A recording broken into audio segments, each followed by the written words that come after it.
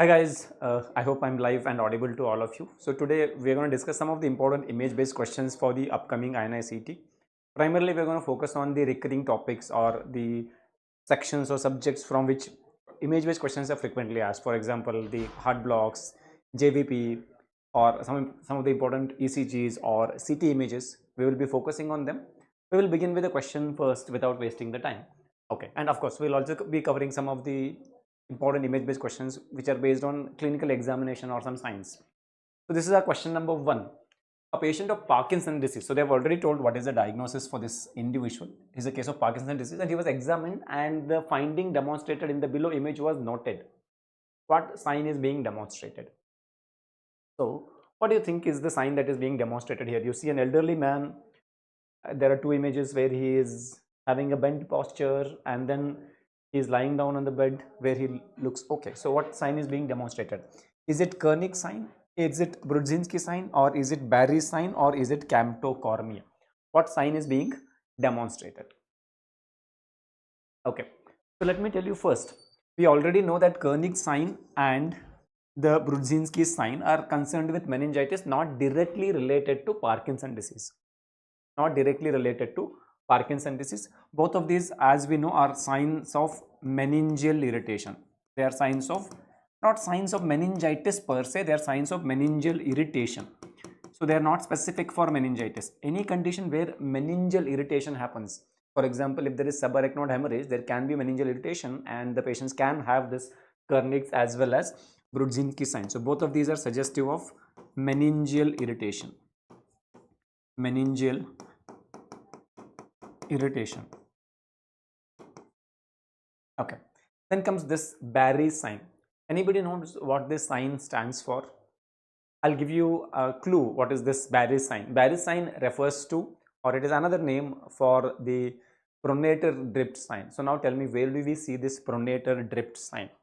This is Barry sign is also known as pronator drift sign. Pronator drift sign. So even the pronator drift sign can be an important image-based question. Pronator drift sign.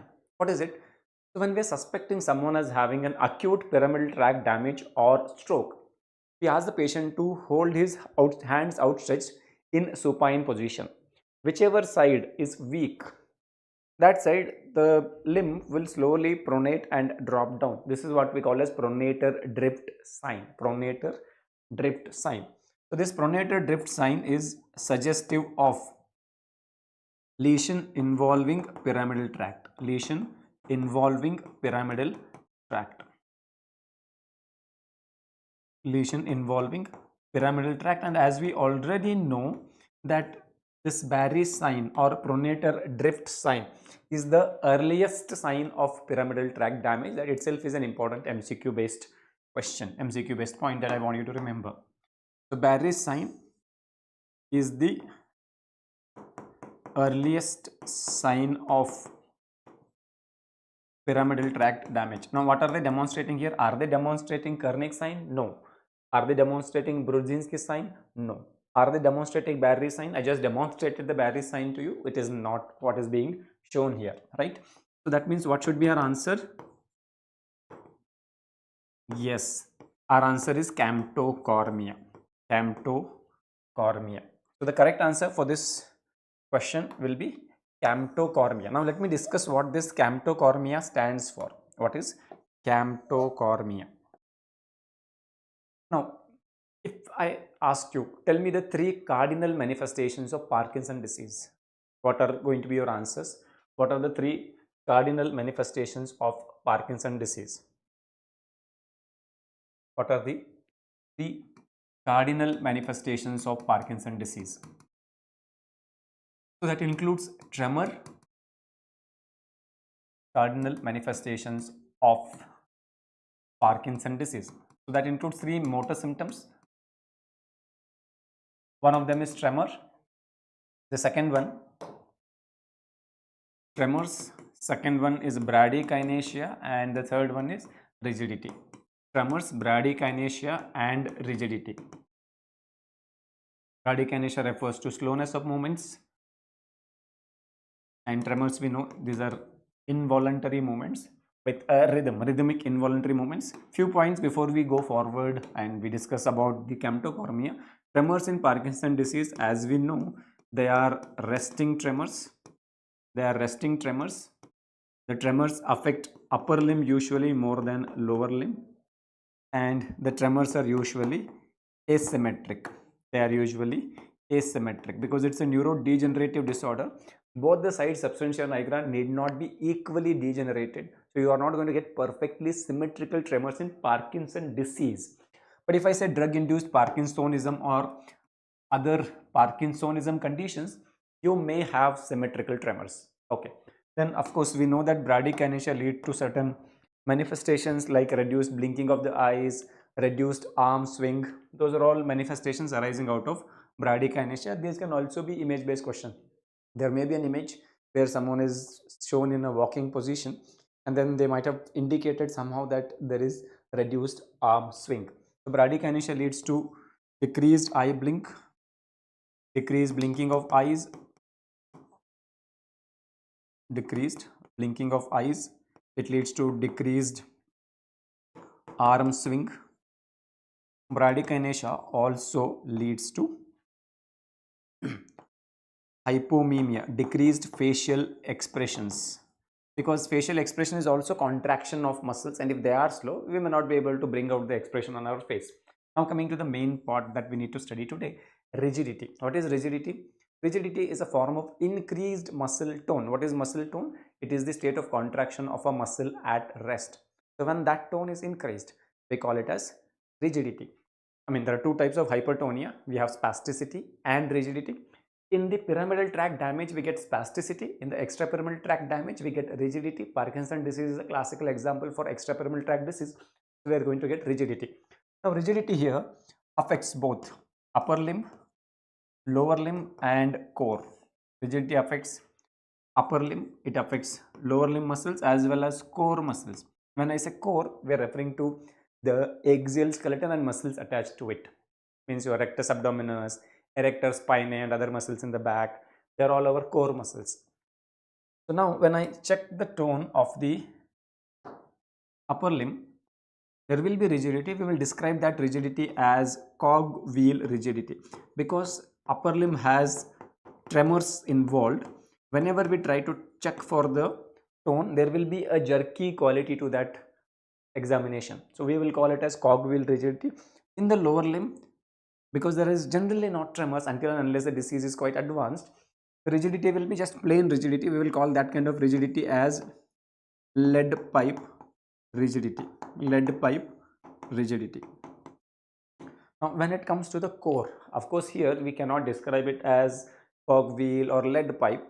We will simply consider it as rigidity. And when I'm talking about rigidity of the core muscles, unfortunately the rigidity predominantly affects the anterior group of muscles more than posterior. So when it comes to core, anterior group of muscles are more affected than the posterior group of muscles. So that results in a stooped posture. So this results in stooped posture. And we all know that patients with Parkinson disease have this stooped posture. Now, when someone comes to me with stooped posture, there's a possibility that he may be having Parkinson disease. As we learn from this, there's another possibility. What is the second possibility? He may be having a true deformity of the spine, because most of our Parkinson disease patients are going to be elderly, 60, 70 or in their 80s. And that is also the age group where osteoporosis is very common, osteoporotic vertebral fractures are common, that can lead to the true deformities of the spine. Now the question is, how do I differentiate between the stooped posture because of Parkinson disease and true spinal deformity? Or you may say, sir, Parkinson disease patients will have the symptoms of Parkinson disease. They will have tremors, bradykinesia, cog wheel rigidity in the upper limb, lead pipe rigidity in the lower limb. You're perfectly right. But the point here is, how can I say that any patient with Parkinson disease presenting with stooped posture is always having it because of Parkinson disease? Why not? It may be still not causing him stooped posture. It may be still in the early stage of Parkinson disease, and his stooped posture may be because of true spinal deformity. So as a clinician, how will I differentiate? Of course, we have the MRI, CT scans, X-rays to assess, but clinically, can I Yes, this Camtocormia, the sign that we have seen, helps us. Because when I develop the rigidity of the core muscles, which is affecting anterior group of muscles more than posterior, now I have developed a stooped posture. Because see, what is tone? It's a state of contraction of a resting muscle. So if my abdominal muscles, when I'm not doing any work, if they are having higher tone, means they are more contracted than my posterior muscles. So that's why I'm getting this stooped posture. Okay. Now, in this stooped posture, even gravity is helping me achieve this stooped posture. But if I lie down flat on a bed, that gravity is eliminated. Now, in fact, gravity is acting opposite to this stooped posture. Right? When I lie down, the gravity is pulling me down. So that results in correction of this stooped posture if it is Camtocormia or because of Parkinson disease. On the other hand, if I had two spinal deformity, whether I am upright or whether I am lying down, I would maintain that curvature. So if the curvature disappears on lying down, that finding is what we call as the Camtocormia. So in this image, they are demonstrating what we call as Camtocormia. They are demonstrating Camtocormia.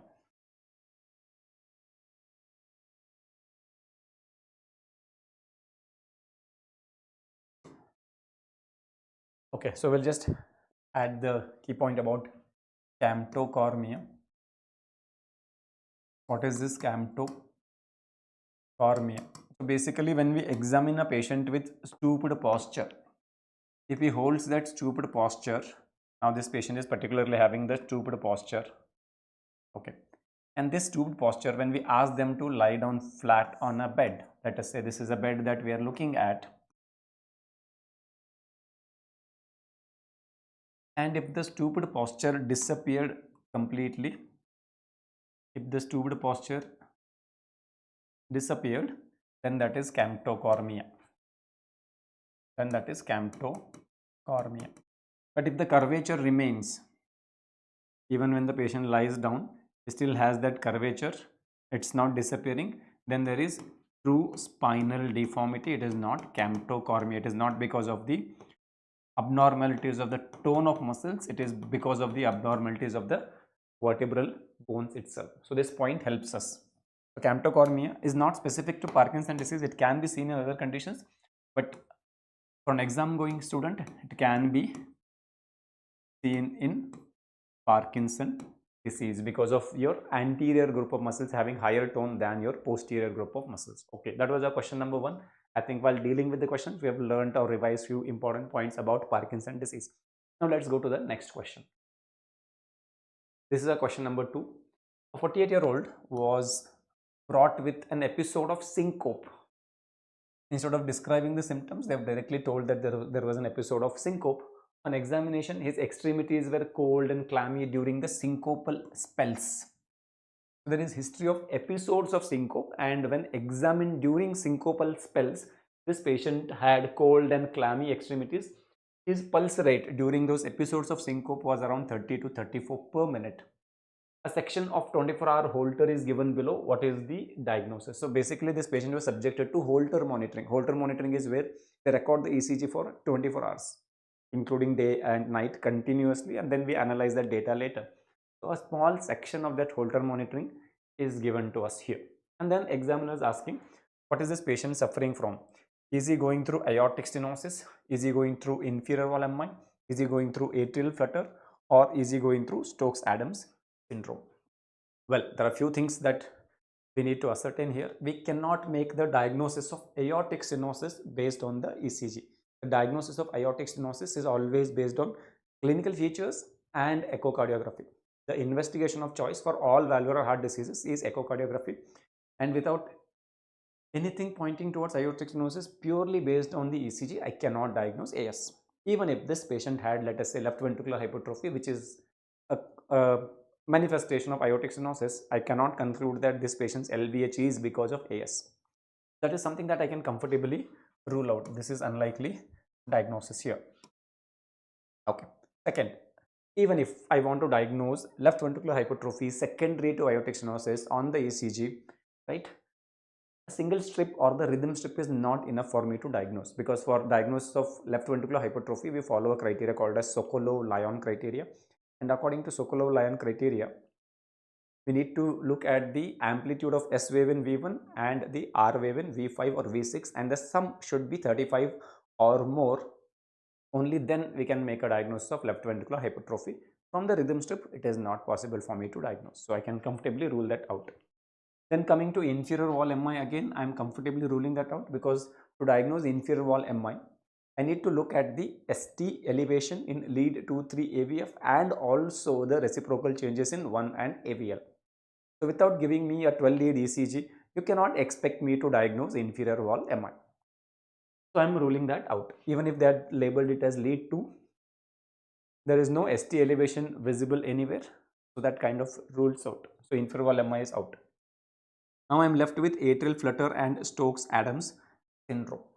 Okay. Now in atrial flutter, all of you know that atrial flutter is a form of supraventricular tachyarrhythmia where atrial rate is way higher than the ventricular rate. So in that ECG, you will have multiple P waves followed by one QRS, again multiple P waves followed by one QRS, and we know that this kind of appearance results in our brain imagining a sawtooth, and we classically call it as sawtooth appearance, right? We call it as sawtooth appearance, which is not seen in this ECG. So in atrial flutter we get this sawtooth appearance because of flutter waves or multiple P waves followed by a QRS, which is not there in this ECG, so it is unlikely to be atrial flutter. Then we are left with this last option, Stokes-Adams. So confidently we could rule out 3 conditions. So of course I have to go with the diagnosis of Stokes-Adams, but we'll try to understand what is Stokes-Adams and how do I approach this ECG. Okay, so what is this Stokes-Adams syndrome? Stokes-Adams syndrome is the word used to refers to Stokes-Adams syndrome refers to, what is this Stokes-Adams syndrome, right? It refers to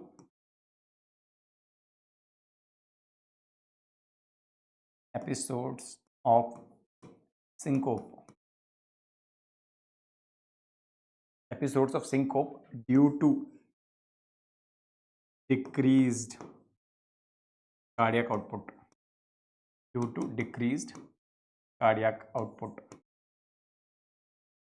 If decreased cardiac output, suddenly there is hypoperfusion of the brain and you pass out, then we call it as Stokes-Adams syndrome. Now we all know that the formula for cardiac output is stroke volume into heart rate. The stroke volume can go down when left ventricular force of contraction decreases, as in case of MI or ischemic heart disease, and heart rate can go down in many conditions, especially when decreased heart rate results in decreased cardiac output. Very often it can be episodic and we end up calling that condition as Stokes-Adams syndrome, right? So this is most common cause for Stokes-Adams syndrome is severe bradycardia. Severe bradycardia results in decreased cardiac output, because the formula for cardiac output is stroke volume into heart rate. So if I decrease the heart rate, I can severely decrease the cardiac output and patient can go through syncope, and in that case we're going to call it as Stokes-Adams syndrome. Okay, now what all can cause severe bradycardia? The causes for severe bradycardia, where cardiac output can be critically low and you may end up with a syncopal episode. Causes for severe bradycardia. The causes for severe bradycardia include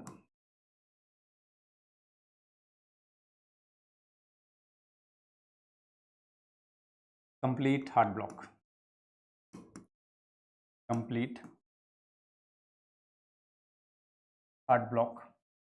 which is nothing but third degree AV block. As we already know, the third degree AV block is called complete heart block. Second, SA nodal blocks or SA blocks. Third, drugs, particularly beta blockers, then non-dihydropyridine calcium channel blockers, The list of drugs can go on and on. The fourth one, ischemic heart disease, particularly the one involving the right coronary artery, because in most individuals, right coronary artery is the main blood supply to the SA node and AV node, where it can indirectly result in second degree Morbid's type 2 or complete heart block. In all these cases, we can end up with severe bradycardia, and such severe bradycardia can result in severe decrease in cardiac output, may result in syncope. In that case, we're going to call it as Stokes-Adams syndrome. Okay. So now, if I have the evidence of severe bradycardia in this case from the ECG, I can conclude that this patient is having Stokes-Adams syndrome. Of course, I've already ruled out other conditions, and maybe I can confidently choose Stokes-Adams syndrome. But anyway, we'll analyze the ECG. So what do I see in this ECG? In this ECG, if I calculate the heart rate in the conventional terms, what is going to be my heart rate? Between the two subsequent R waves, sequential R waves, I see 1, 2, 3, 4, 5, 6 and 7. 7 large squares between two sequential R waves. So if I look at the heart rate in that case, the effective heart rate, it will be 300 divided by 7. So that comes to 50. So heart rate is 50. So there is significant bradycardia here, right? Correct me if my maths is wrong. Heart rate appears to be 50. But remember, here, when I calculate the heart rate using the number of large boxes between two sequential R waves, what am I calculating? Am I calculating the atrial rate or am I calculating the ventricular rate? Yes, you're right. We're calculating the ventricular rate, because this R is the QRS complex is the wave of depolarization of the ventricle. So how many times ventricles are getting depolarized is what we are calculating here. So that tells me that in this case, the ventricular rate is equal to 300 divided by number of large squares between RR interval, right? So that transforms to 300 divided by 7, giving rise to 50 as the heart rate. Or is it less than 50? 300 divided by 6 gives me 50, right? 7 should give me much lower value. 7 should give me much lower value. How much it's going to be? 300 divided by 7, 43. Correct me if I'm wrong. Roughly around 43. Approximately around 43 per minute. So ventricular rate is 43 per minute. Okay. Now, if this was normal sinus rhythm, in the normal sinus rhythm, SA node is the pacemaker. So in that case, what should be the atrial rate? How do we calculate atrial rate? We calculate the atrial rate by taking the number of large boxes between two sequential P waves, or you can say PP interval. PP interval. Okay, so if this is a P wave and this is a P wave, then this is the PP interval. Right? How many large boxes? So it transformed to be 1, 2 and half on each side, so 3. So 300 divided by 3. So that gives me a atrial rate of 100, ventricular rate of 43. So can I call this as normal sinus rhythm? Of course not, right? So again, give me a little time, we'll build what is our understanding of normal sinus rhythm, and then we will come back to this question. Okay, so to call it as normal sinus rhythm,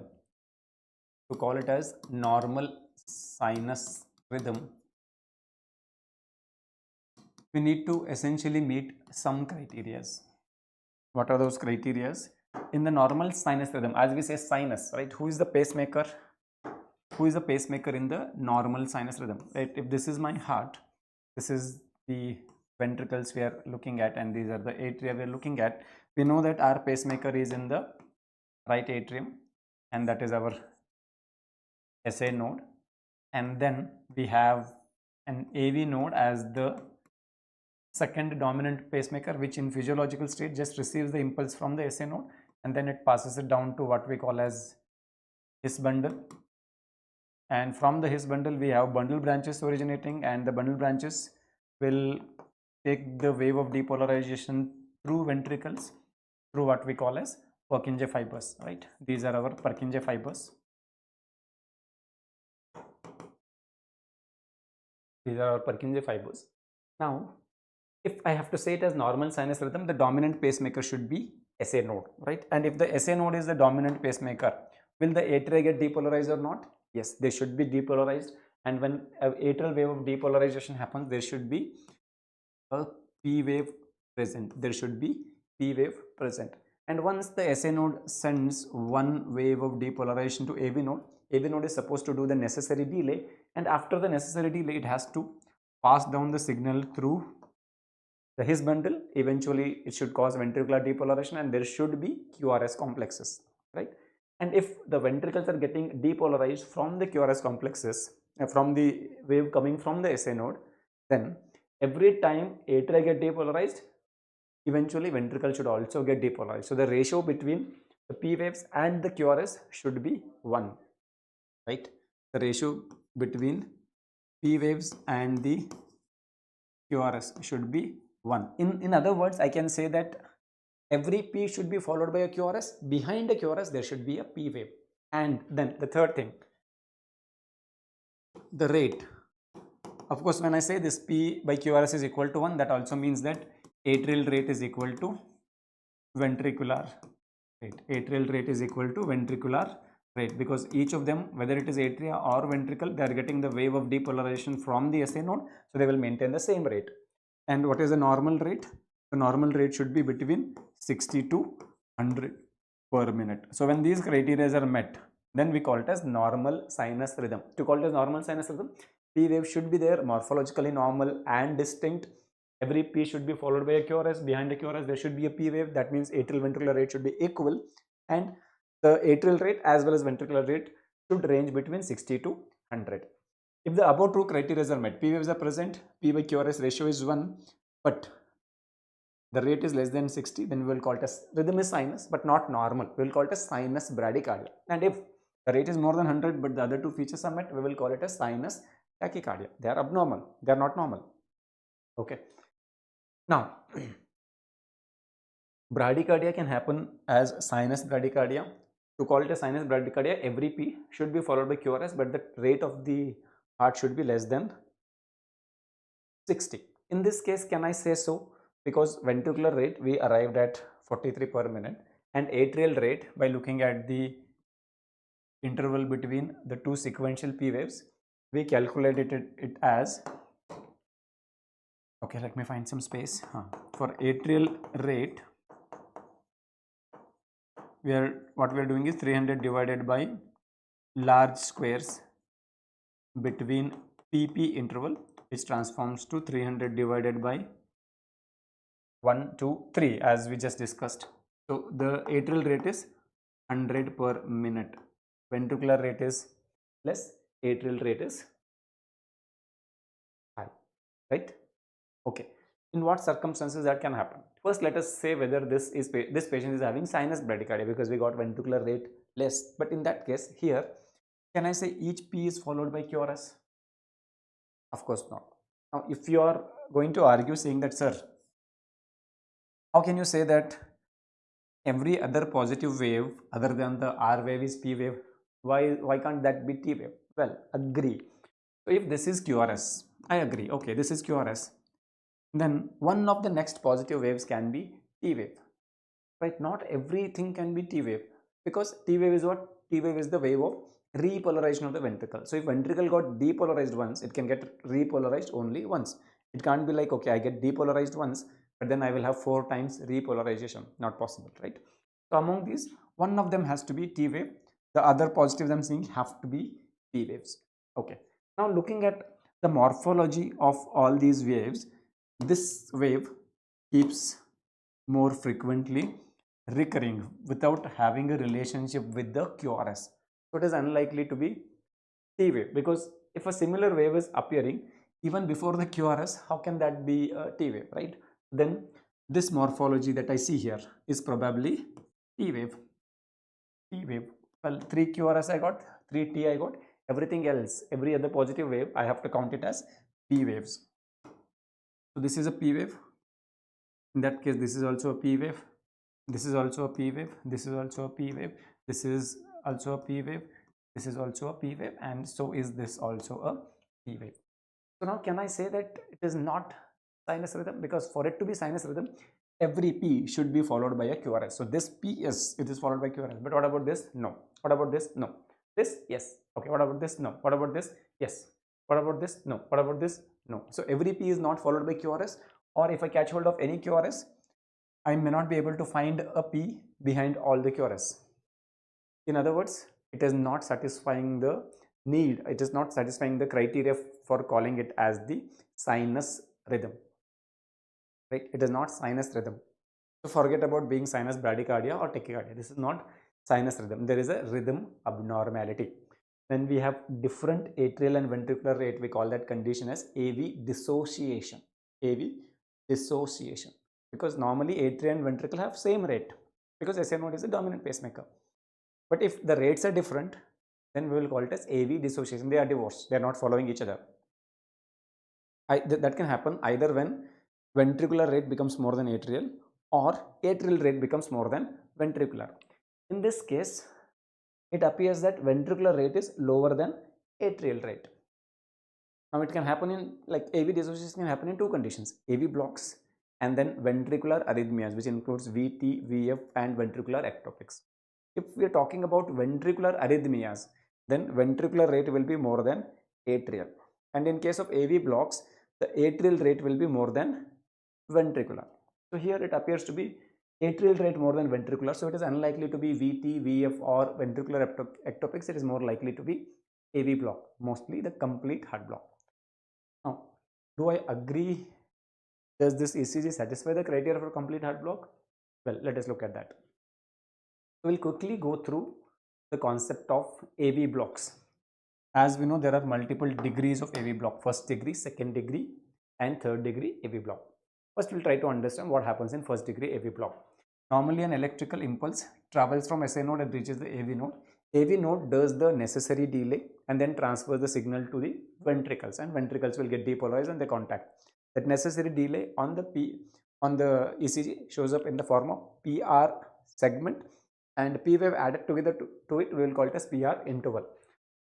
So when SA node sends a wave of depolarization across the atria, I will get P wave, and once the signal has reached the AV node, it does the necessary delay, so I get this PR segment, and after that delay, the wave now will pass through the bundle branches and then through Purkinje fibers and cause the depolarization of the ventricle. That gives me the QRS complexes. After that, I will have ST segment and then repolarization of this ventricle, giving rise to the T wave. Okay, now here we have this term called as PR interval. So what is this PR interval?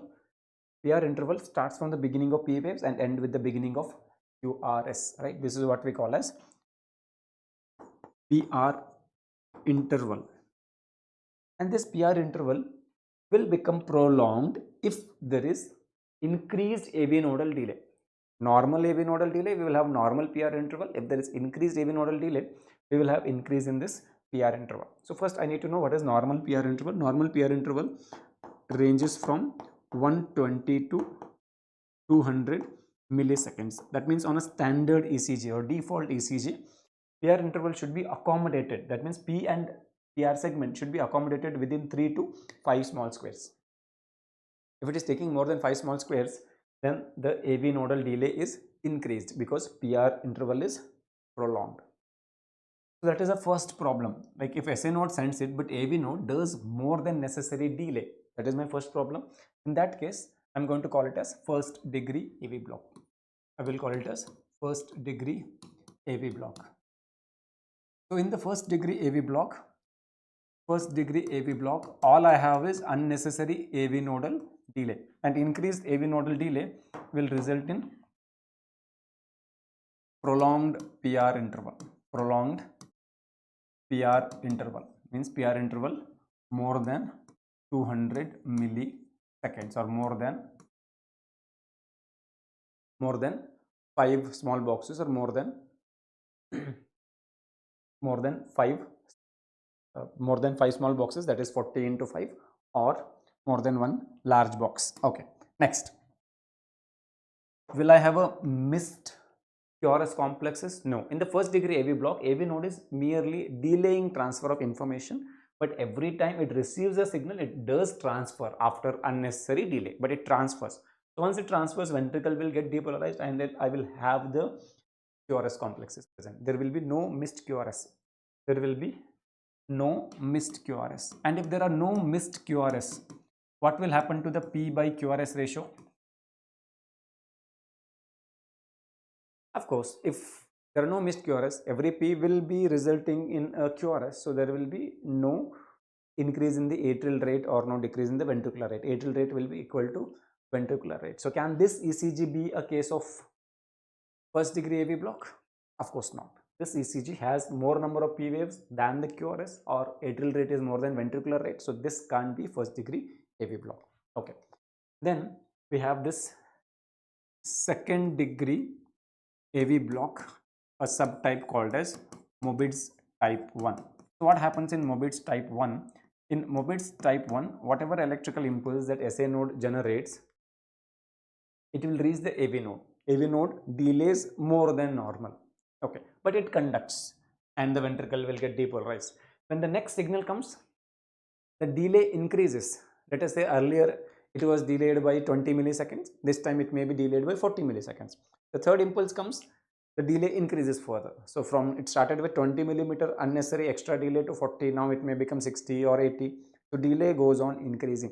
So if the delay is going on increasing, what will happen to the PR interval? This will also go on increasing, and will reach a point where the AV node fails to conduct the signal to his bundle. So further depolarization of the ventricle is not going to happen. At that time, will I see a QRS? No, it will become missed.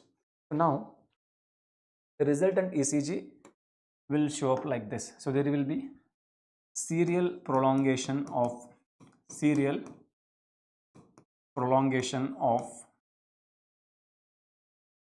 PR interval till a missed QRS. Okay. Then we also have another subtype of second degree, which is called as second degree Mobitz type 2. And as you know, Mobitz type 1 is also called as Wenckebach's phenomenon. And then we have second degree Mobitz type 2. Second degree Mobitz type 2. Give me a second, I'm not seeing any of your text. Just give me a second.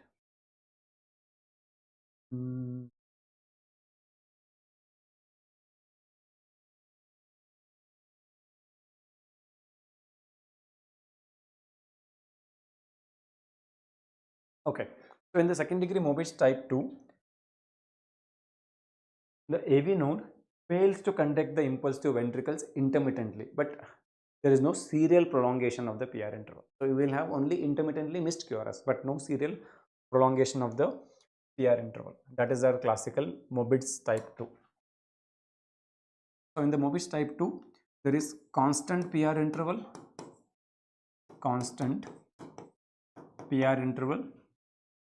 and intermittently missed QRS. What is happening in Mobitz type 1? In Mobitz type 1, we are having intermittently missed QRS, but before the QRS goes missing, prior to that, multiple contractions or multiple beats, there was serial prolongation of the PR interval. Here we will have constant PR interval, but still intermittently missed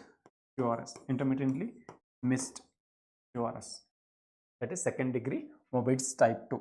Now coming to the third degree AV block. Third degree AV block is also called as complete heart block. So in complete heart block, the problem is there's absolute failure to conduct any impulse coming from the SA node by the AV node. So AV node does not conduct any impulse down. So when it fails to conduct any impulse down, what will happen? Will the ventricle get depolarized or not? If you think, sir, no sir, ventricle cannot get depolarized, then all the QRS will go missing and we will only have P waves. Of course, such a condition is not sustainable for life, because if ventricle is not getting depolarized, it is not contracting, and if ventricle is not contracting, it is not ejecting any stroke volume. So the zero stroke volume means you are dead in a very short span of time, right? That's not the case. People with third degree heart block do survive. They sometimes reach the hospital and we do treat, we make them live longer.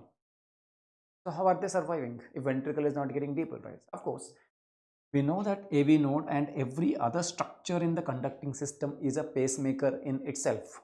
Only thing is that they don't need to be the pacemaker because SA node is doing that job. But if SA node fails, the next structure can become the pacemaker. If SA node cannot send the signal, AV node can. If AV node is not able to send the signal down, if AV node is failing, if this AV node is failing, then his bundle or Purkinje fibers or bundle branches, they can become the pacemaker. So when AV node has absolute conduction failure, so when AV node has failed to conduct absolutely, in such circumstances, there will be emergence of another pacemaker. So let us say that SA node remains a pacemaker for the atria, but for ventricles, let us say his bundle becomes the pacemaker. So now I have two pacemakers in the heart, one for atria, one for ventricle. Only problem here is that when SA node acts as a pacemaker, it sets or it sends the signals at 60 to 100 per minute. So that will be my usual heart rate, right? That's why we said the sinus rhythm is defined as heart rate 60 to 100. But when any other structure becomes a pacemaker, for example, if AV node becomes a pacemaker, generally it sets the rhythm at around 45 to 60 per minute, not more than 60. It is usually not even reaching 60. And if his bundle or Purkinje fibers or bundle branches become the pacemaker, then they are setting the rate at around 25 to 40 per minute. 25 to 40 per minute. So once I have two pacemakers in the heart, atrial rate is going to be that sinus rate, which is 60 to 100 per minute, and the ventricular rate is going to be, whether it is his bundle or bundle branches or Purkinje fibers has become the new pacemaker, it will be at much lower rate. So if that happens, in that case, the atrial rate will be higher than ventricular rate, and I will end up losing this P followed by QRS relationship that we get in the normal sinus rhythm. Yes, of course, even in the second degree Mobitz type 1 and Mobitz type 2, not all P are followed by QRS. You will have intermittently P not being followed by QRS, but otherwise before this missed QRS, every other P was being followed by QRS. But here in the complete heart block, we have lost that relationship. In complete heart block, we will have, okay, let me write it down more clearly so that when you're revising, you can remember it.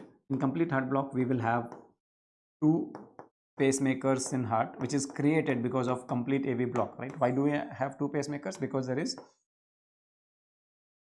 complete failure of AV node to conduct, and that results in, when AV node completely fails to conduct, that results in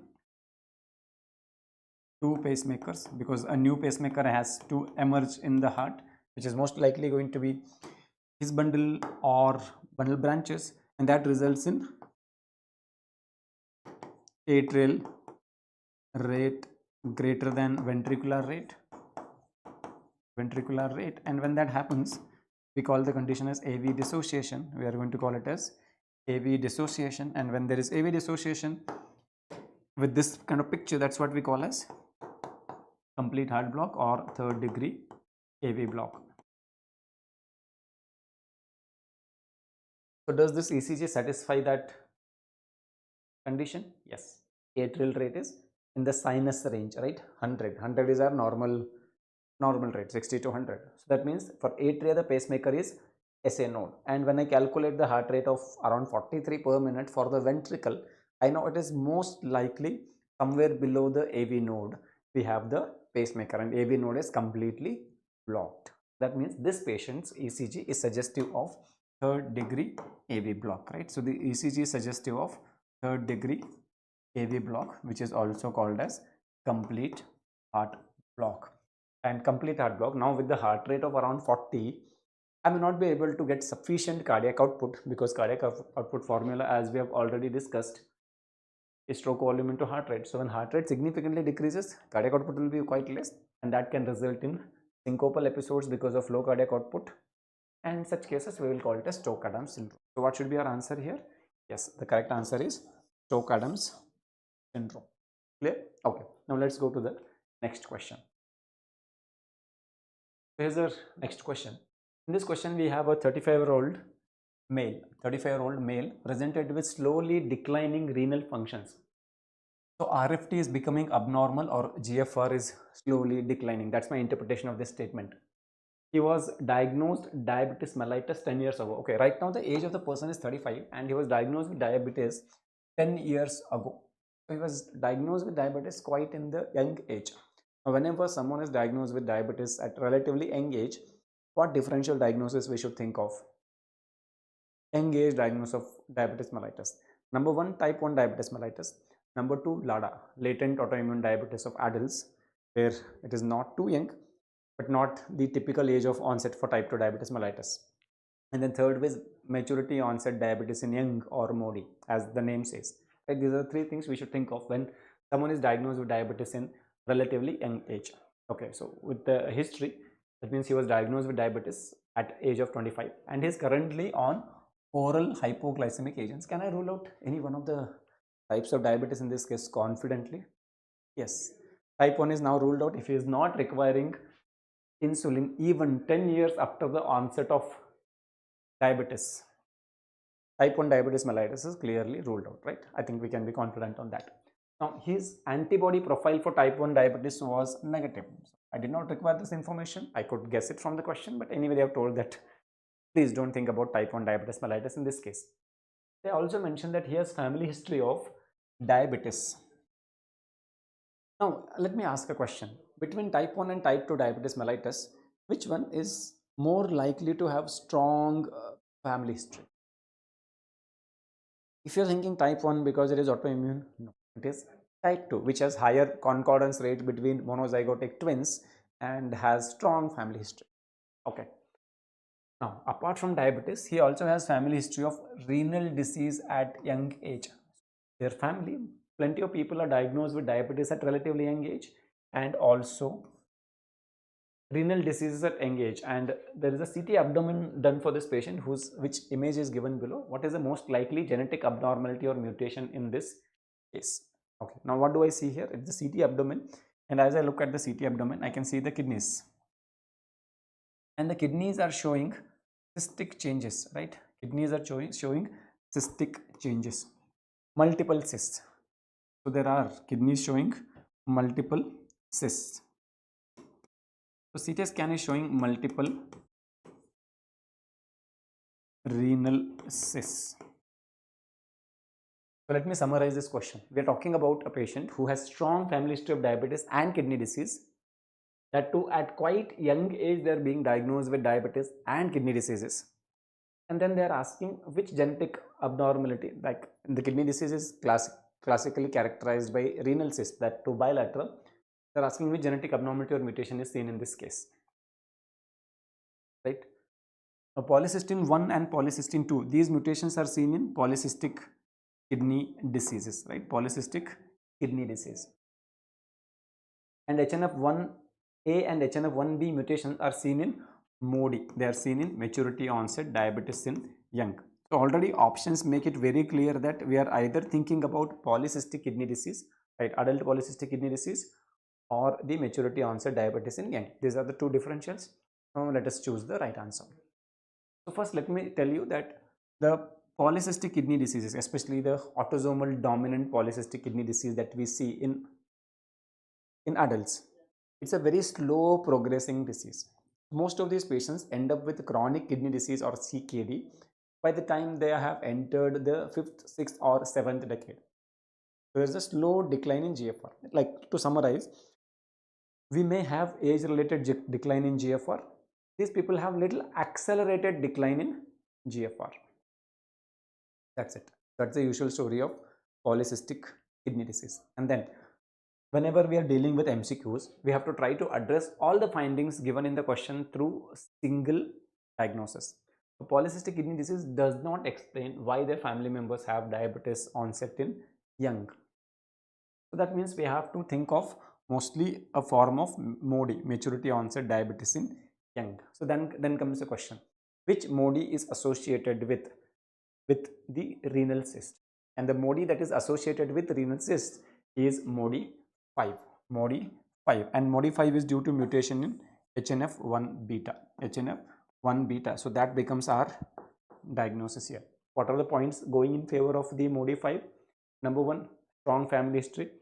MODY, maturity onset diabetes in young, is an autosomal dominant monogenic cause for diabetes. A single mutation inherited as an autosomal dominant condition, giving rise to the diabetes generations after generations.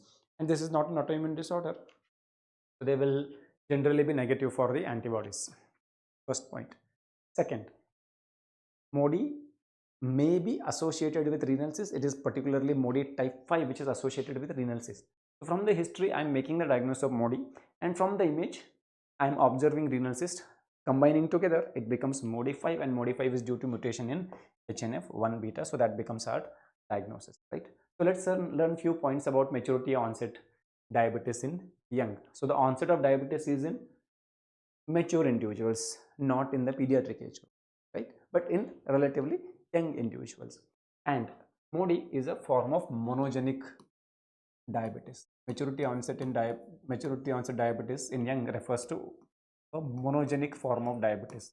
Otherwise, when we talk about type 2 or type 1 diabetes mellitus, they are polygenic. There are multiple genetic factors may be increasing the risk of developing type 1 or type 2 diabetes mellitus. And of course, they are multifactorial, especially type 2. Not just about your genetics, but also the environmental factors. But MODY, they are monogenic, means single mutation. Monogenic forms of diabetes mellitus. That means they are because of single gene mutations. There are plenty of types, more than 14 listed now, but first 5 are most important for the exams. Next, these are inherited as autosomal dominant conditions. So that is why to make a diagnosis of maturity onset diabetes in young, I need at least historical evidence of 3 successive generations being affected with diabetes. There should be involvement of at least 3 or more than 3 generations to make a diagnosis of MODY. Okay. Then third, the mechanism involves abnormalities in insulin sensing or glucose sensing and nothing to do with insulin resistance. So there is no antibodies and no insulin resistance. No antibodies, and there is no involvement of insulin resistance. Basically here insulin is fine. There is no destruction of the pancreatic beta cells, okay, except few subtypes where pancreatic agenesis happens.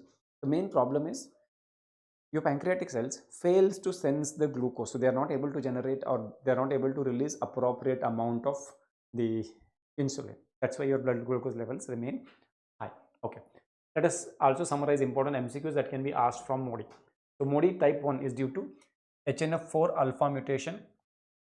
Okay, then MODY type 2 is due to glucokinase mutation, and then MODY type 3 is due to HNF1 alpha, and MODY 5 is due to HNF1 beta. These are the common MODYs. So here we were talking about HNF1 alpha. So HNF1 alpha is for MODY 3, and there are few points to learn about MODY 3. MODY 3 is the most common type of maturity onset diabetes in young. That's again an important MCQ. MODY 3 is the most common MODY, most common form of MODY. And the second point about MODY 3 is that it shows excellent response to sulfonylureas.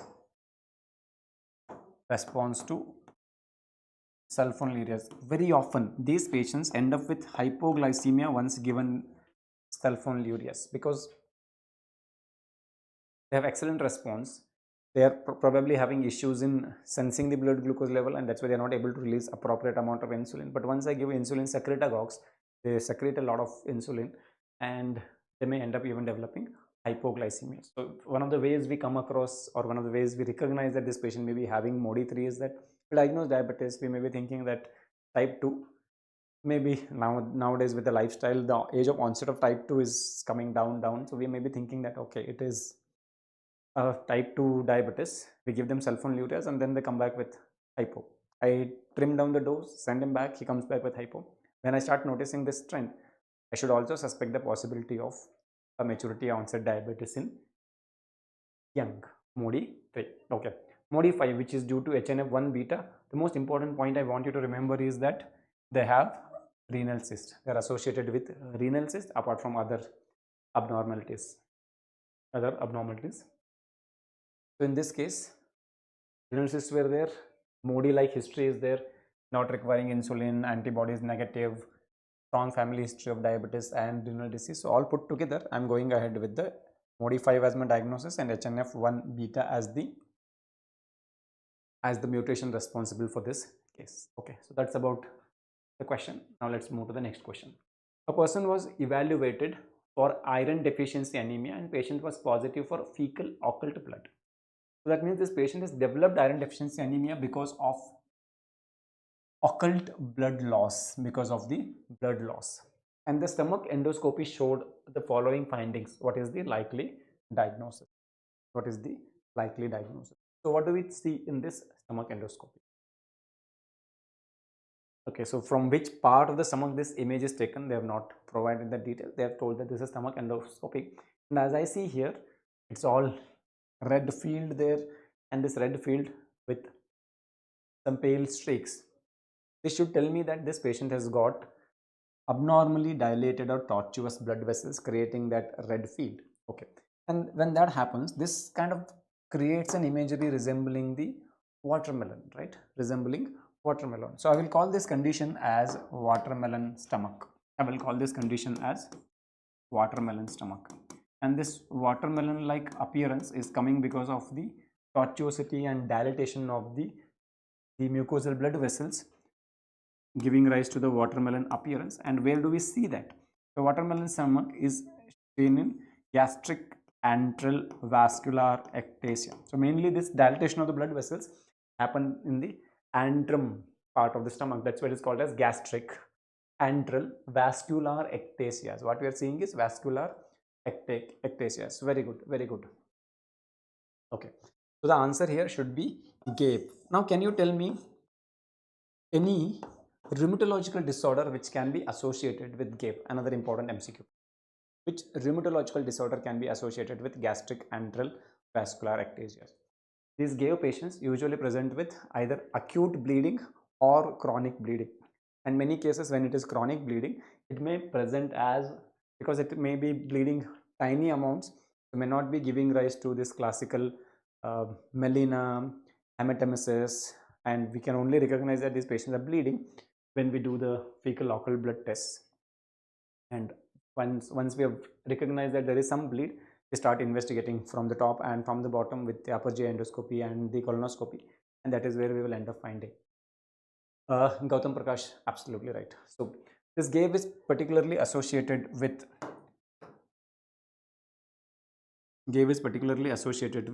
systemic sclerosis or scleroderma. It is associated with systemic sclerosis, and they usually present with acute or chronic bleeding.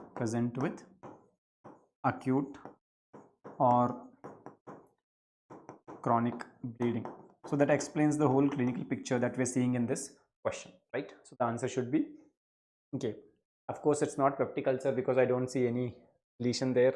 GERD, we won't be able to diagnose the GERD from the endoscopic image of the stomach. At least if you had given the endoscopic image of the esophagus and I could see the Barrett's esophagus, maybe I could have concluded as GERD. Of course, it is not peptic ulcer, it is not GERD. Dilophous lesion is an abnormal blood vessel which has a tendency to bleed. I don't see any abnormal blood vessel here. So I'm going to stick to 𝐴 as our diagnosis. Okay, cool. Now here's our next question. A patient with recurrent intractable hiccups. Intractable matlab uncontrollable or difficult to treat hiccups and vomiting. MRI of the brain images given below. Patient is likely to be positive for which of the following antibodies? We have anti-myelin oligodendrocyte glycoprotein antibody as one of our option. We have anti-myelin basic protein antibody as one of our option. And then we have anti-MI2 antibody as one of our option. And then last one is anti-aquaporin 4 antibodies. And when I look at the MRI, there is an arrow mark pointing. This arrow mark is pointing towards medulla, and in the medulla I can see this small posteriorly located hyperintensity here. If you can notice this, right? There is a small hyperintensity. Actually, this area is area representative of what we call as area postrema. So I'm seeing some hyperintensity or signal changes in area postrema. Now put that together with the information given here, intractable hiccups and vomiting. Then what is the condition you can think of? Area postrema, or a part of posterior part of medulla, is showing there is some signal changes or hyperintensity, and on top of that patient has intractable hiccups and vomiting. So what is the condition I can think of? Okay, well, let us first see what these antibodies are, right? Anti-MOG, where do we see that? We can see that in patients with myelin oligodendrocyte glycoprotein disorder, and it can also be rarely seen in patients with multiple sclerosis. Anti-myelin basic protein antibody is classically seen in patients with multiple sclerosis, and this anti-MI2 is seen in patients with dermatomyositis. It is an antibody for dermatomyositis. Dermatomyositis is an autoimmune myopathy. And anti-aquaporin 4 antibodies are usually seen in patients with neuromyelitis optica. Neuromyelitis optica. So these are the antibodies, and I think one of the answer can be confidently ruled out here, which is anti-MI2, because in dermatomyositis generally there is no direct involvement of the central nervous system. Dermatomyositis primarily is an autoimmune disorder which is targeting skin and muscle. In the muscle it presents as proximal muscle weakness, and in the skin you get those classical Gottron's papules, right, Scholl sign, Holster sign, all those findings. Okay, heliotrope rash. So it has nothing to do with the central nervous system, so I'm going to definitely rule this out. I'm left with myelin oligodendrocyte glycoprotein antibody disorder, multiple sclerosis, and neuromyelitis optica. Okay, now this manifestation of intractable hiccups and vomiting and the demyelinating changes in the medulla, the area particularly called as area postrema, collectively we call this manifestation as area postrema syndrome. It's called as area postrema syndrome. So indirectly speaking, this question is a one-liner asking area postrema syndrome is suggestive of which disorder or which antibody is seen in the disorder where area postrema syndrome is likely to occur. Area postrema syndrome. And here we are seeing demyelination of area postrema. So demyelination of area postrema is typically a manifestation of neuromyelitis optica.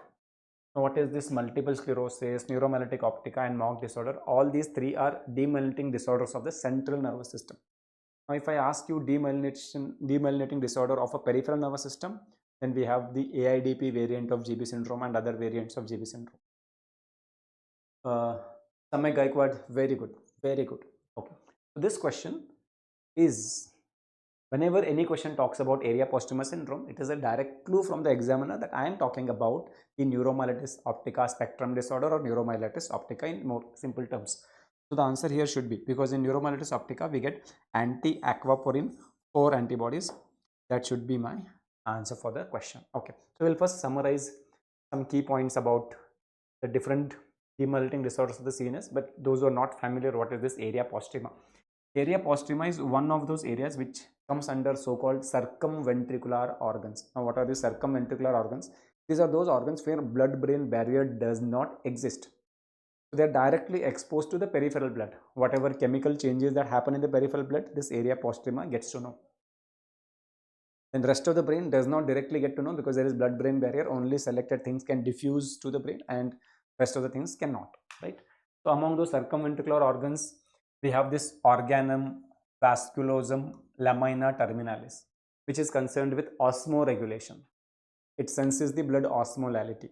So whenever blood osmolality varies, we have to either activate or suppress the ADH production. That sensing happens here, organum vasculosum of lamina terminalis. That is one circumventricular organ. Then subfornicial organ is one more circumventricular organ. Okay, then this area postrema is also one such circumventricular organ, right? So all these are so-called circumventricular organs.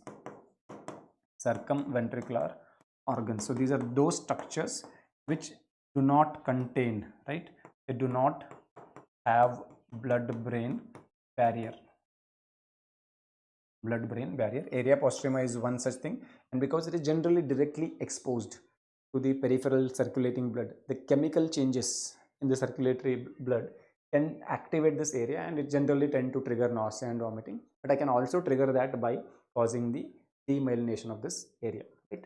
So this area postrema syndrome is suggestive of demyelination of this area, and it is indirectly suggestive of, because typically that area gets affected in neuromyelitis optica spectrum disorder. Neuromyelitis optica spectrum disorder. So quickly we'll draw a comparison between multiple sclerosis, neuromyelitic optica, and MOG disorder. These are all demyelinating disorders of the central nervous system. So if I have to talk about the multiple sclerosis, remember this multiple sclerosis is an autoimmune disorder. In fact, all these are autoimmune disorder, and if we're talking about autoimmune disorder, then comes the question whether it is cell mediated or humoral mediated. Multiple sclerosis has cell mediated immunity plus humoral immunity, and when it comes to humoral, antibodies will be involved, and the main antibody of multiple sclerosis is anti-myelin basic protein antibody. That is the most important antibody, that is the most common antibody. Apart from that, we may have anti-myelin oligodendrocyte glycoprotein antibody. Anti-MOG antibody is the second most common antibody. If I am talking about the neuromyelitis optica spectrum disorder, in this case the antibody is primarily targeted against the aquaporin 4. So we will have anti-aquaporin 4 antibody, and the other disease, the MOG disease, as the name says, in the MOG disease we have anti-myelin oligodendrocyte glycoprotein antibody. So we'll have anti-MOG antibody in this case. Okay, now that's about antibody. Now in all these three disorders, there is often involvement of the optic nerve. Optic nerve can get demyelinated. So when optic nerve get demyelinated, we call that condition as optic neuritis. And all these conditions also have a tendency to affect the spinal cord. There can be involvement of spinal cord demyelination. So when optic neuritis happens in multiple sclerosis, the involvement of optic nerve is usually unilateral, and it primarily affects the anterior part. So we call it as anterior optic neuritis. It causes unilateral anterior optic neuritis. On the other hand, neuromyelitis optica spectrum disorder and MOG disorder often cause bilateral optic neuritis. They are causing bilateral optic neuritis. And in the neuromyelitis optica, it is causing posterior optic neuritis. Predominantly involving the retrobulbar part. So there will not be papilledema. On the other hand, this is bilateral. MOG disorder is bilateral, but it is going to be anterior. So nothing has shared characteristics, right? The optic neuritis pattern itself helps us to clearly distinguish between the conditions. This will cause bilateral anterior optic neuritis. So we have two entities presenting with anterior optic neuritis, but one of them is unilateral, the other one is bilateral.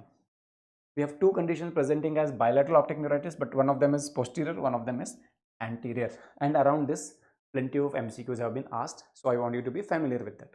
And when it comes to involvement of spinal cords, the involvement of spinal cord, basically we look at how many segments generally tend to get affected, right?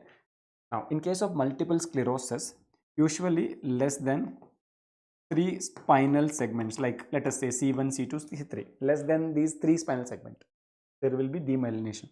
Less than 3 spinal segments, demyelination. In case of neuromyelitis optica, usually it is affecting more than 3 spinal segments.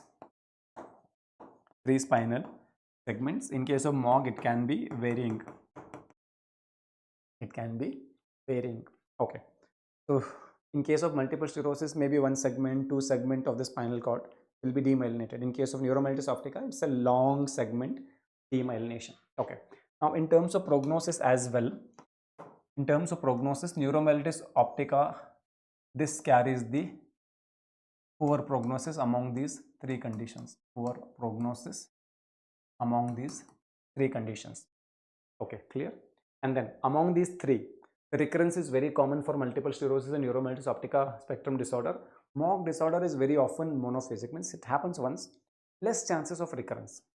Among these, the least chance of recurrence is for MOG disorders. And in terms of prognosis, of course, that will have better prognosis than any of these. So MOG disorder carries the best prognosis among the three variants that we just discussed. And in any question which is talking about demyelinating disorder of the central nervous system, primarily look at look at the optic neuritis and spinal segment involvement and other clues. So if it is talking about the more than 3 spinal segments being affected, or it is bilateral posterior optic neuritis, it's always talking about neuromyelitis optica spectrum disorder. And another clue, as we discussed, is presence of this area postrema syndrome, where patients present with intractable hiccups and vomiting. So in this question, clearly direct clue is there, so we're making a diagnosis of neuromyelitis optica spectrum disorder, and we just studied that antibody for that is anti-aquaporin 4. If it was myelin basic protein, then it is MS, and if it is MOG, it can be either of them. If the rest of the description fits MS, you can go with MS, or if the rest of the description fits MOGD, you can go with MOGD, right? That's going to be our approach to the differentiation between MS, NMO and MOGD. Okay, let's go to the next question now. A patient with Raynaud's phenomenon. What is Raynaud's phenomenon? Development of the pallor and tingling sensations or numbness on exposure to cold in the extremities or extreme body parts, that is your hands and feet or the acral body parts. We call it as Raynaud's phenomenon.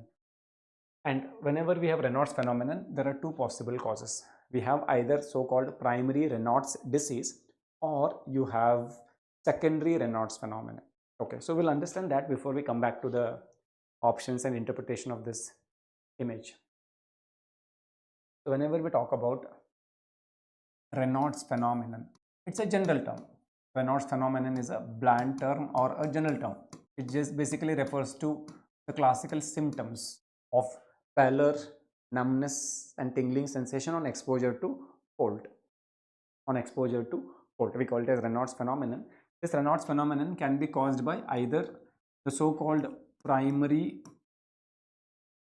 Raynaud's disease, primary Raynaud's disease, or you can simply call it as Raynaud's disease, and then we can have secondary Raynaud's phenomenon, secondary Raynaud's phenomenon. Now secondary Raynaud's phenomenon, of course, as the name says, is secondary to other diseases, secondary to other diseases.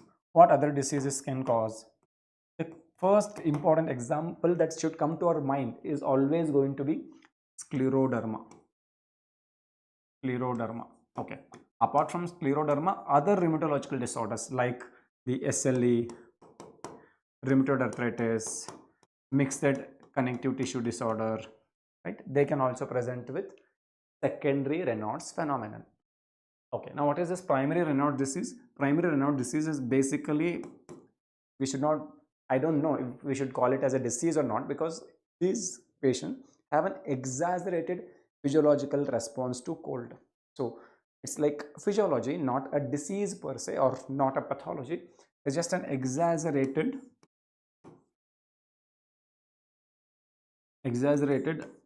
physiological response to cold. Let me summarize. What does that mean? All of us know that whenever we put our hand in hot water, it becomes red because of vasodilatation, and if I put it in ice cold water, it will become pale because of vasoconstriction, right? But at what degrees of temperature the vasodilatation or vasoconstriction should be triggered, that is what is getting changed here. So these patients, the vasoconstriction get triggered on exposure to minimal cold, like regular water. The water at room temperature or just sub temperature, need not be like ice cold water, or need not be water at 6 degrees, 7 degree, or need not be like sub-zero ice. Basically these patients' response to cold has been exaggerated a bit. So instead of like letting the system trigger vasoconstriction, let us say at 6 degrees or 8 degrees Celsius, it is getting triggered at 23, 24. That is what we call as exaggerated physiological response to cold. This is a harmless entity. Yeah, the patients go through these symptoms, they can comfortably avoid it too. But in these cases, there is a pathology involving the blood vessels, right? Classically, scleroderma, there is a pathology involving the blood vessels, mainly the small blood vessels. There is vasculitis, and when that happens, there is also involvement of capillaries. So we use this test called as nail fold capillaroscopy for differentiation between the primary Raynaud's disease and secondary Raynaud's phenomenon. You may ask me, why is that important? Right. Raynaud's phenomenon is also more common in middle-aged females, and all these causes, as we know, they are also more common in middle-aged females. So if I get one middle-aged female tomorrow saying that, sir, I cannot even wash my vessels because my hands become very pale and give me a numbness and tingling sensation, I'm uncomfortable even washing clothes or washing utensils, and my family is having problems with my behavior, please help me out. Now from the story, I know it is a Raynaud's phenomenon. Now it's important for me to know whether it is primary Raynaud's disease or secondary Raynaud's phenomenon, because this is pathology. This is going to lead to a lot of other consequences or complications in the future. You know that scleroderma, the earliest manifestation of scleroderma is Raynaud's phenomenon. If treated, good. If not, even with treatment, it may progress. It progresses further to develop digital gangrene, digital ulcers, right? Eventually resorption of fingers, sclerodactyly, all those changes. So early recognition is important for me. But if it is Raynaud's primary disease, then I would probably ask her to avoid, maybe counsel the family members, right? That's why knowing this is important. And what is the main difference? Here it is physiological response, here abnormalities of blood vessels are there. So when I do nail fold capillaroscopy, where we primarily look at the capillaries in the nail fold capillaries, it will be normal in case of primary Raynaud's disease because there is no pathology of the blood vessels. But when I do nail fold capillaroscopy for the secondary conditions, especially scleroderma, it will be abnormal. It will be abnormal because there are blood vessel pathologies involved in these conditions. So it's a very useful tool. Now, how do I assess the nail fold capillaroscopy? So if I'm looking at the nail fold capillaroscopy, the nail fold capillaroscopy is basically an oil immersion microscopy. We put a drop of oil and then look at the nail fold under the microscope, and we're concentrating on looking at the capillaries. Okay. So if it is normal, then we will see capillaries arranged as loops. They are neat and tidy arrangement of these capillary loops. So this is how it appears, right? This is the normal nail fold capillaroscopy. Normal nail fold capillaroscopy. So where do I get this picture? In normal individuals and those who have the primary Raynaud's disease. Okay. But in case of people with the abnormal nail fold capillaroscopy, we can see some changes. Abnormal nail fold capillaroscopy. What are the changes we can see? One of the changes is that we will develop these giant capillary loops. There may be normal sized capillary loops, but we will develop some giant capillary loops. So that is the first abnormality. Because whenever blood vessels get injured, there is proliferation of the endothelium. So we are producing more endothelial cells and they get packed up in this giant capillaries, giant capillary loops. Giant capillary loops tells that there is hyperproliferation of the blood vessels or capillaries or endothelium, something similar to what happens in your diabetic retinopathy or hypertensive retinopathy, similar happening at the level of your nail fold capillaries. So giant capillary loops. Okay. Then second, when I see this normal, there is a orderly architecture, right? We will have this distorted architecture because all these loops are not well arranged.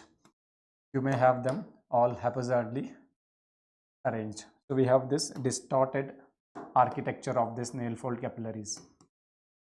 Distorted architecture.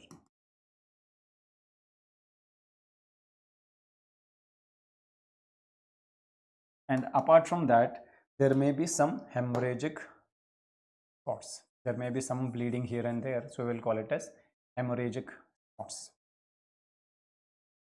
So you can have some bleeding spots. We will call them as hemorrhagic spots. Okay.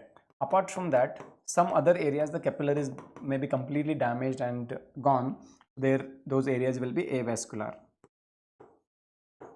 Those areas may be avascular. So let us say that I have capillaries here, but this whole area in between is not having capillaries. So this is the avascular zone. So I can also have avascular zones. Avascular zones. So when I get these pictures, avascular zones, distorted architecture, giant capillary loops, hemorrhagic spots, what does it indicate? We have abnormal nail fold capillaroscopy. Abnormal nail fold capillaroscopy, as we know, is suggestive of secondary Raynaud's phenomenon. So this patient with this picture may be having scleroderma or SLE or rheumatoid arthritis or some other vasculitis. This patient may be fully normal individual, or he may be having primary Raynaud's disease, right? So with this knowledge, let us go back to the question that we were dealing with and see what comes across as the answer. So this patient has presented with Raynaud's phenomenon. Now I have two differential diagnoses, primary Raynaud's disease and secondary Raynaud's phenomenon. Now I have to look at the nail fold capillaroscopy.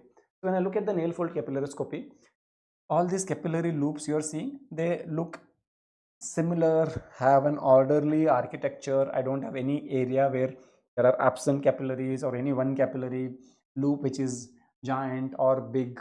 No avascular zone, no hemorrhagic spots, orderly arrangement of the capillary loops. So that means this is a normal nail fold capillaroscopy.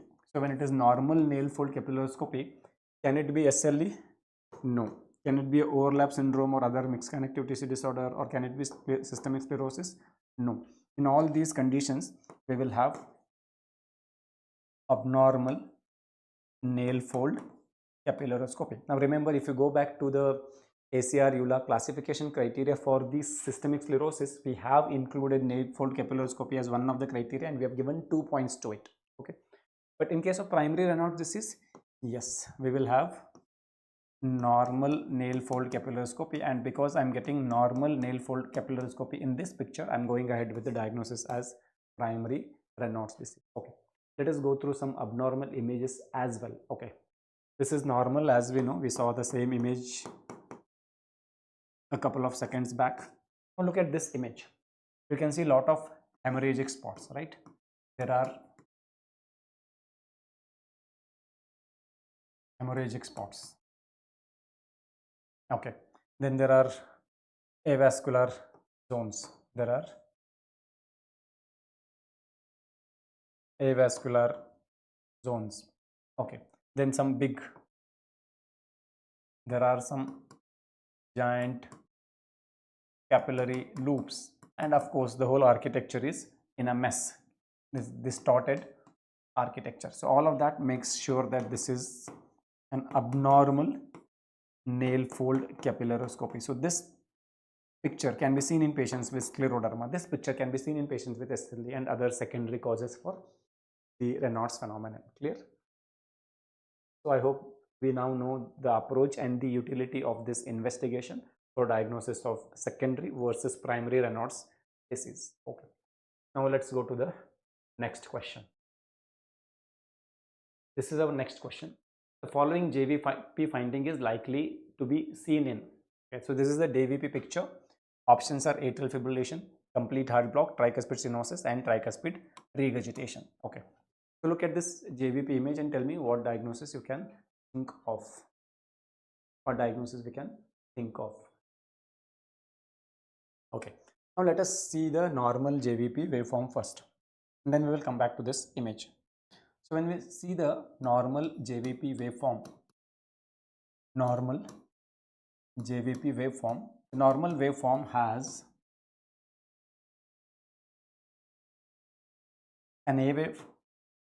This A wave, this is my A wave, right? And as we already know, this A wave is due to atrial contraction. And when the atria contracts during the ventricular diastole. When we are filling the ventricles from the atria is contracting. But before this contraction, we are transferring the blood from atria to ventricle passively. So after passive filling, we do active filling. During active filling, atria contracts. So when atria contracts, basically we are having active filling, and that produces A wave. So this is easy to remember. It's all about A, right? A wave is because of atrial contraction or active filling phase of the ventricles. During that time, the atria is contracting. Within the atria, the pressure increases because Boyle's law says pressure and volume are inversely related. So if volume is decreasing, pressure is increasing. That has given me a wave. But after this active filling, whatever blood I had to transfer to ventricle is all done. Now the atria starts relaxing. So when atria starts relaxing, I will see the graph going down to give me an X descent, which is due to atrial relaxation. X descent is due to atrial relaxation. It is due to atrial relaxation. But when atria is relaxing simultaneously, when atria is relaxing to receive blood, the ventricle is parallelly doing a contraction. It starts with isovolumetric contraction and then rapid ejection and delayed ejection. So it is contracting.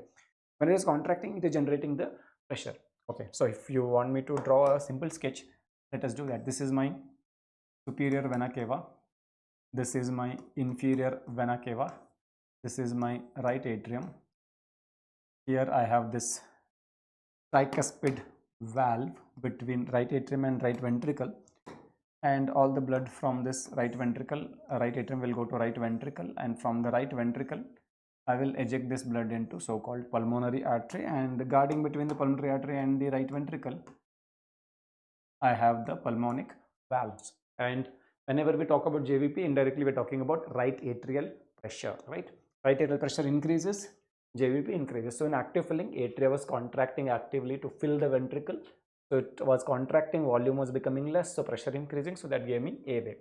But after contraction, it starts relaxing. When it is relaxing, volume is increasing, pressure will go on decreasing, so it should give me an X descent.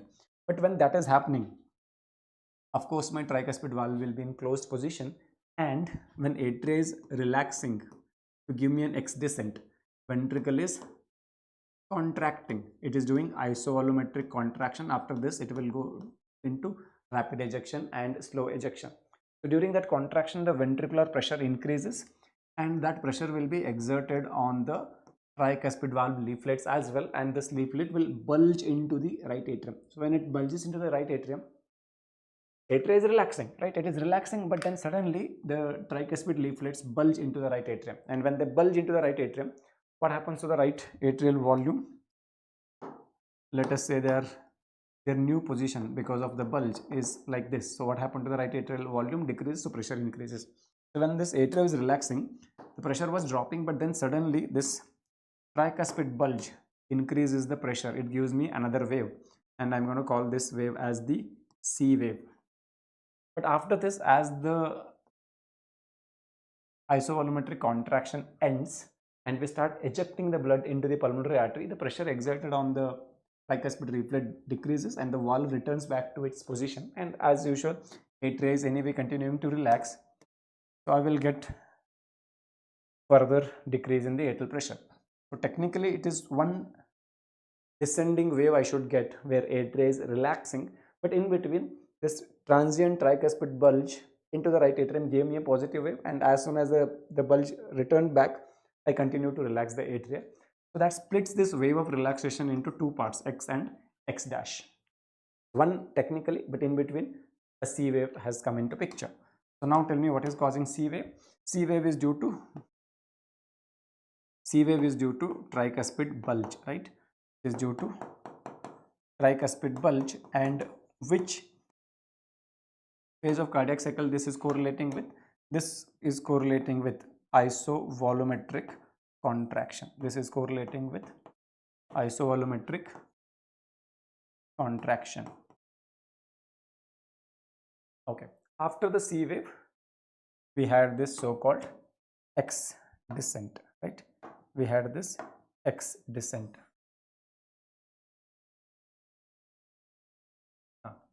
After this, we have this, parallelly going an X descent. X descent is due to atrial relaxation. Atrial relaxation.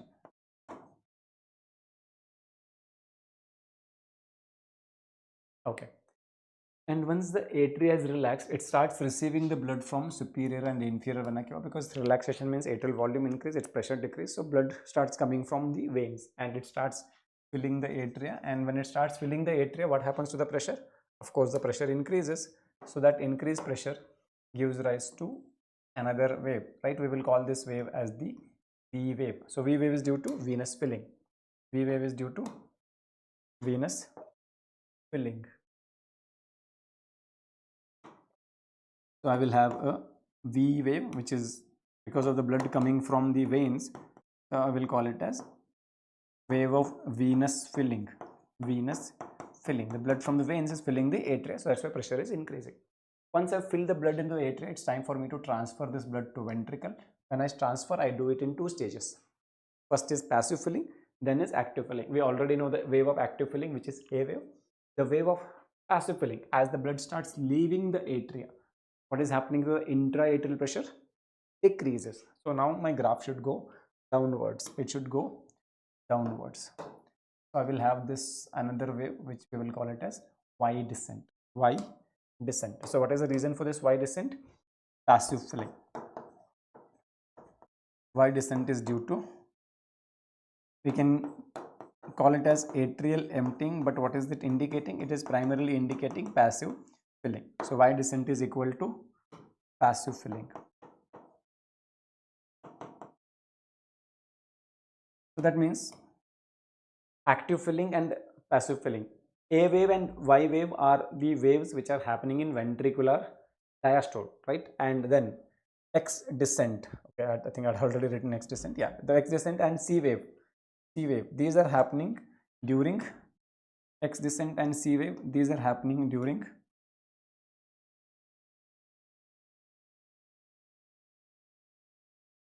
systole, right? C wave and X descent and V wave. These are happening during ventricular systole. These are the waveforms.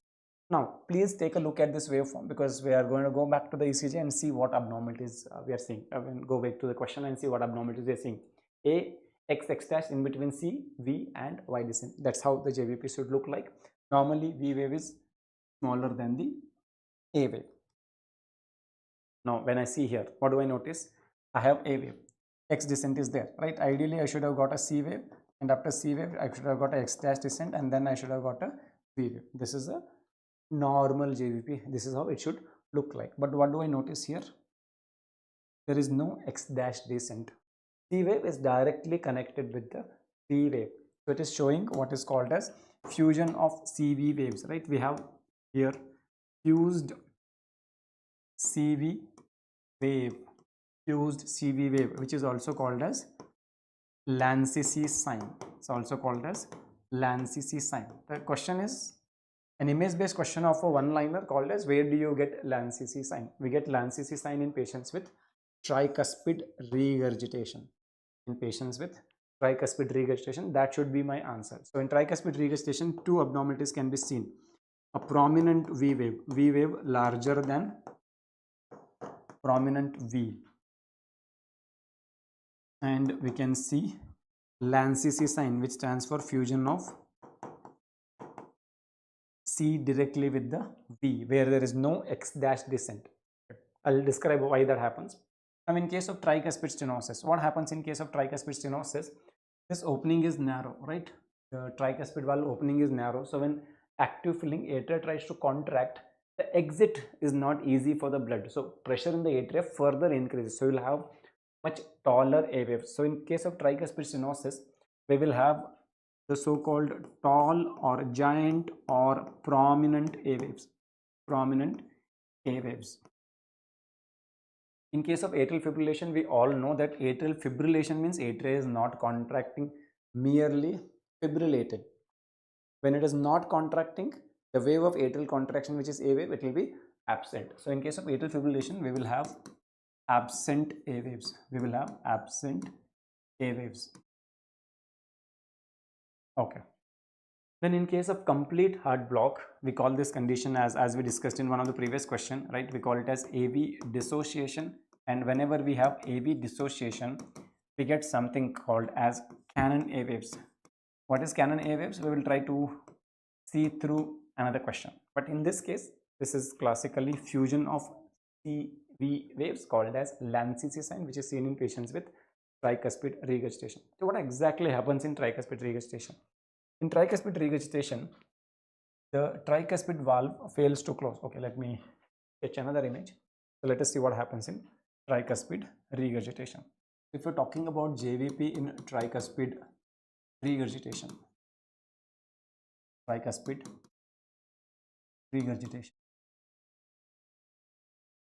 remember, whenever we use the term regurgitation, we are referring to failure of the valves to close.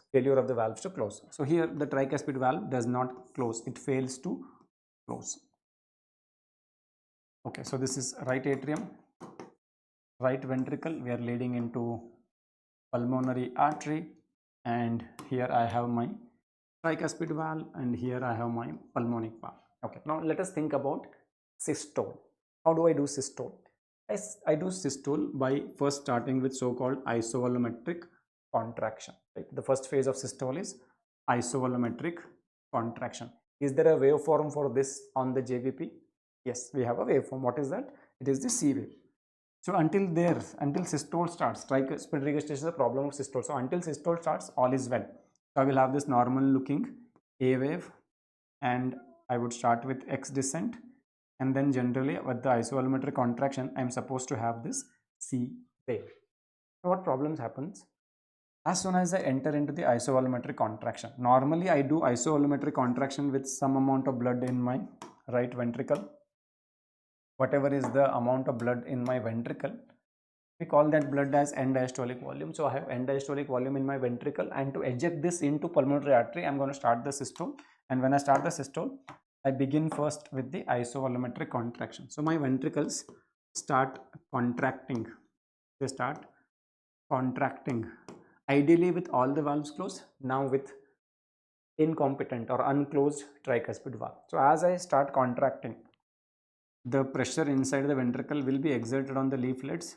The leaflets will move inwards, and when the leaflets move inwards, I get the C wave. But then because of this pressure difference, the blood starts regurgitating back. As it starts regurgitating back into the right atrium, what should happen to the right atrial pressure?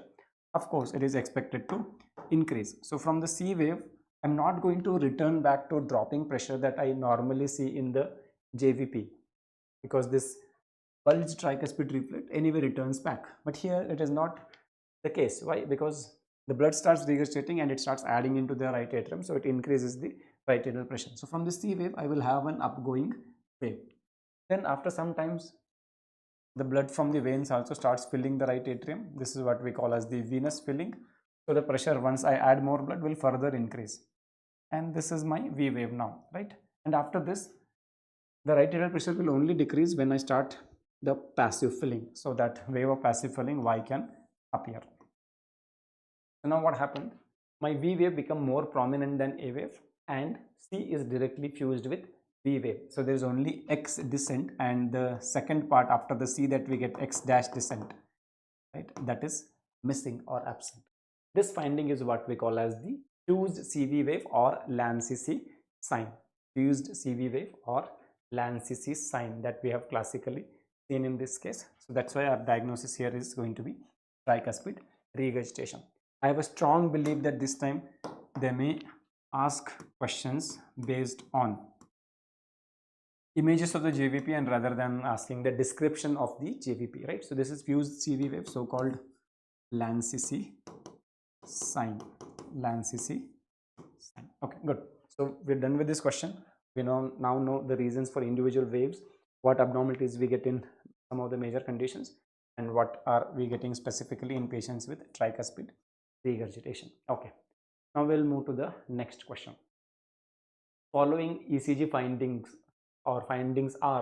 is likely to be seen in WPW syndrome, complete heart block, arrhythmogenic right ventricular dysplasia, or HOCM.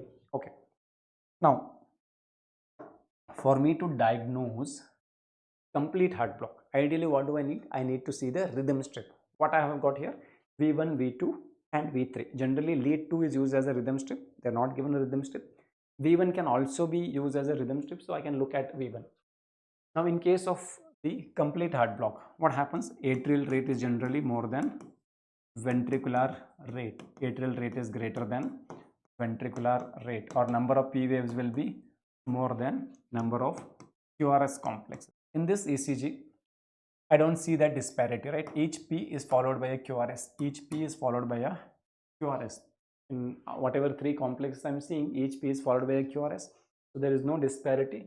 So it's not, there is no AV dissociation. So it is not a complete heart block for sure. Okay. HOCM, the classical ECG finding that we get in HOCM. In HOCM, we get dagger shaped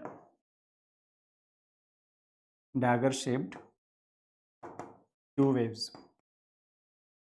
where Q waves are deep and it looks like a dagger, dagger, that knife, it kind of looks like that. So of course I'm not seeing the Q waves anywhere here, so I cannot conclude it as, first of all, Q waves are not there, so it can't be HOCM. So that is also ruled out. And again, HOCM is not a diagnosis based on ECG. ECG we can suspect, but ultimately diagnosis has to be based on echocardiographic assessment. Okay, so then I'm left with these two conditions. I'm just trying to tell you how do we reach the diagnosis, or how do we reach to the answer by even elimination method. WPW syndrome is something that all of us are familiar with, right? So in WPW syndrome, there are three classical ECG findings. First one, there will be short PR interval. Normal PR interval, as we have discussed in one of the previous questions, normal PR interval ranges from 120 to 200 milliseconds, and for it to become 120 to 200 milliseconds, 3 to 5 small squares between the onset of P and the onset of the QRS complex, right? That's going to be the classical picture. And when it is less than 120 milliseconds, we can call it as short, means less than 3 small squares, less than 120 milliseconds. Okay, now let us calculate PR interval here. Let me take this complex. So it is like 1, 2, 3, 4, 5, 6, almost 6. Okay, here it is much more clear. So from the beginning of P to the beginning of QRS is exactly 5 small boxes, right? Exactly 5 small boxes. So that in that case, what is the PR interval here? Yes, the PR interval is 200 milliseconds. In this ECG, the PR interval is 200 milliseconds. Is it short? Of course not. So can this be WPW syndrome? Highly unlikely. Apart from that, in the WPW syndrome, we have a second feature, that R wave upstroke, right? It is not usually vertical like this. Instead, it will have a slant and then goes vertical. And this slant is what we call as delta wave, which is not seen in this ECG, right? It is not seen in this ECG. So it is not, again, WPW syndrome. So there will be a delta wave because of this accessory pathway. Some part of the ventricle is getting depolarized early, giving rise to the so-called delta wave, which is not seen in this ECG.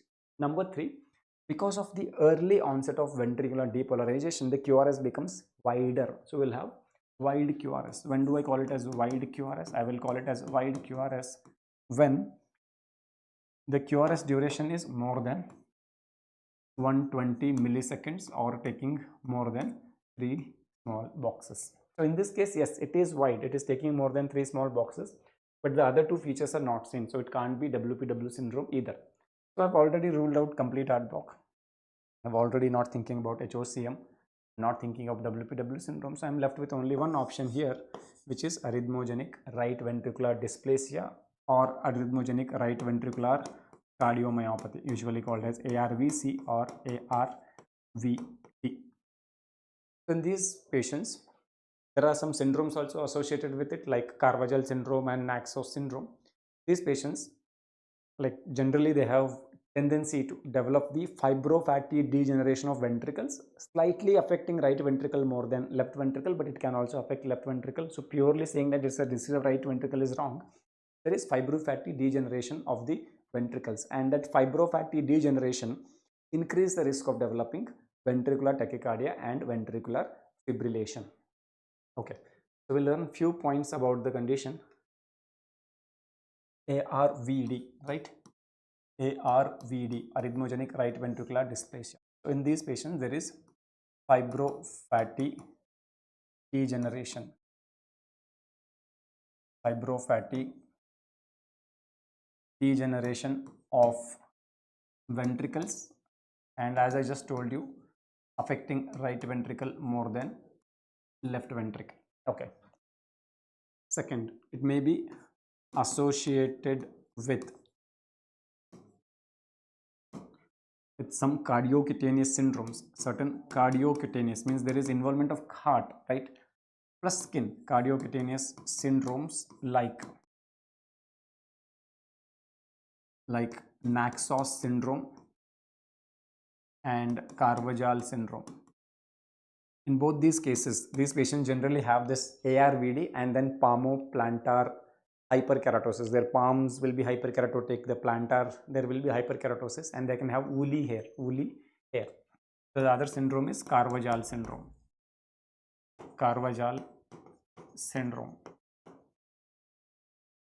And third, these patients have, right, increased risk of ventricular tachycardia and ventricular fibrillation, and thus it can contribute to, right, can lead to sudden cardiac death. So after HOCM, right, this is also one of the important and leading causes for sudden cardiac death. So these patients suddenly develop a VT or VF and they can die out of it, right. Now in these patients, what changes I'm going to get in the ECG? The ECG particularly we are looking at leads V1 through V3. In leads V1 through V3 will show some changes, right. One of the changes, we will have wide QRS. Okay. Second, there's a small notch at the end of S wave. Small notch at the end of S wave. We call that notch as the epsilon wave. Called as epsilon wave.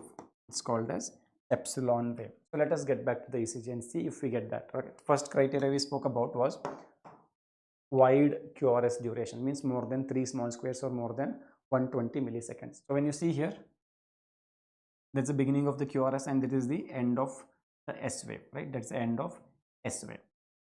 So it is taking 1, 2, 3, slightly more than 3. So that means there is wide QRS. So there is wide QRS. Okay. And then when you look closely at the end of S wave, right, this is the R wave that is going up, coming down is S, and that ends here. It's a small slurred or small upstroke. You can see it here as well, right? You can see it here as well. So this is what we call as the epsilon wave. Epsilon wave. This is again the epsilon wave. Epsilon wave, which is classical of the ARVD. Okay, then the third finding that we get is the inversion of the T waves. Right? There will be generally inversion of T waves in this V1 through V3. Right? T waves inversion. So these three things are, especially coming together, is suggestive of. It is suggestive of ARVD. T wave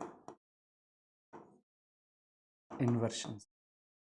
So all the three findings we discussed here is evident on this ECG. So that makes the diagnosis as arrhythmogenic right ventricular cardiomyopathy or dysplasia, right? So we'll stick to that diagnosis because other ECGs, no specific findings are seen in this ECG. Okay, so now let me take you through the next question. For the instrument shown below, the predicted value for patients is calculated based on. Now for all the respiratory parameters, like when we say tidal volume, right? Is it a constant value for everyone? Like you study in physiology, tidal volume is 500 ml. No, it's not constant, right? My tidal volume cannot be same as your tidal volume. We have different body masses, we have different heights, so tidal volumes cannot be same. So generally we say that tidal volume, main determining factor is weight. It's around 10 to 12 ml per kg. So if I am, let us say, 60 kg individual, then my tidal volume is supposed to be between 600 to 720 ml. That's my normal range. 500 cannot be the normal range for everyone, right? So similarly, this image seems to be testing some respiratory parameter and they are asking the instrument shown below the predicted value. Means because we don't have a standard one number fits all person kind of values for most of the respiratory parameters, we have to have the range predicted based on some parameters. And for every value that we are measuring, we will have a predicted value. And generally we say that if you are achieving 80% of that predicted value or higher, you are normal. For example, let us say my FVC, force vital capacity, predicted for me based on my ethnicity, gender, age and other factors. Let us say it is 4 liter and if I'm able to even hit 80% of it, let us say 3.2 liters, that means I'm normal, my FVC is normal. But if I'm not able to hit that value, it is less than that, then my FVC is low, right? We have a predicted value for every individual, for every parameter. So we are doing some investigation. So first I should know what is that we are doing, what measurement we are doing, and then the predicted value for that measurement is based on what? Is it based on age, gender, height, or weight? What is this device? As you see here, it's a simple tube.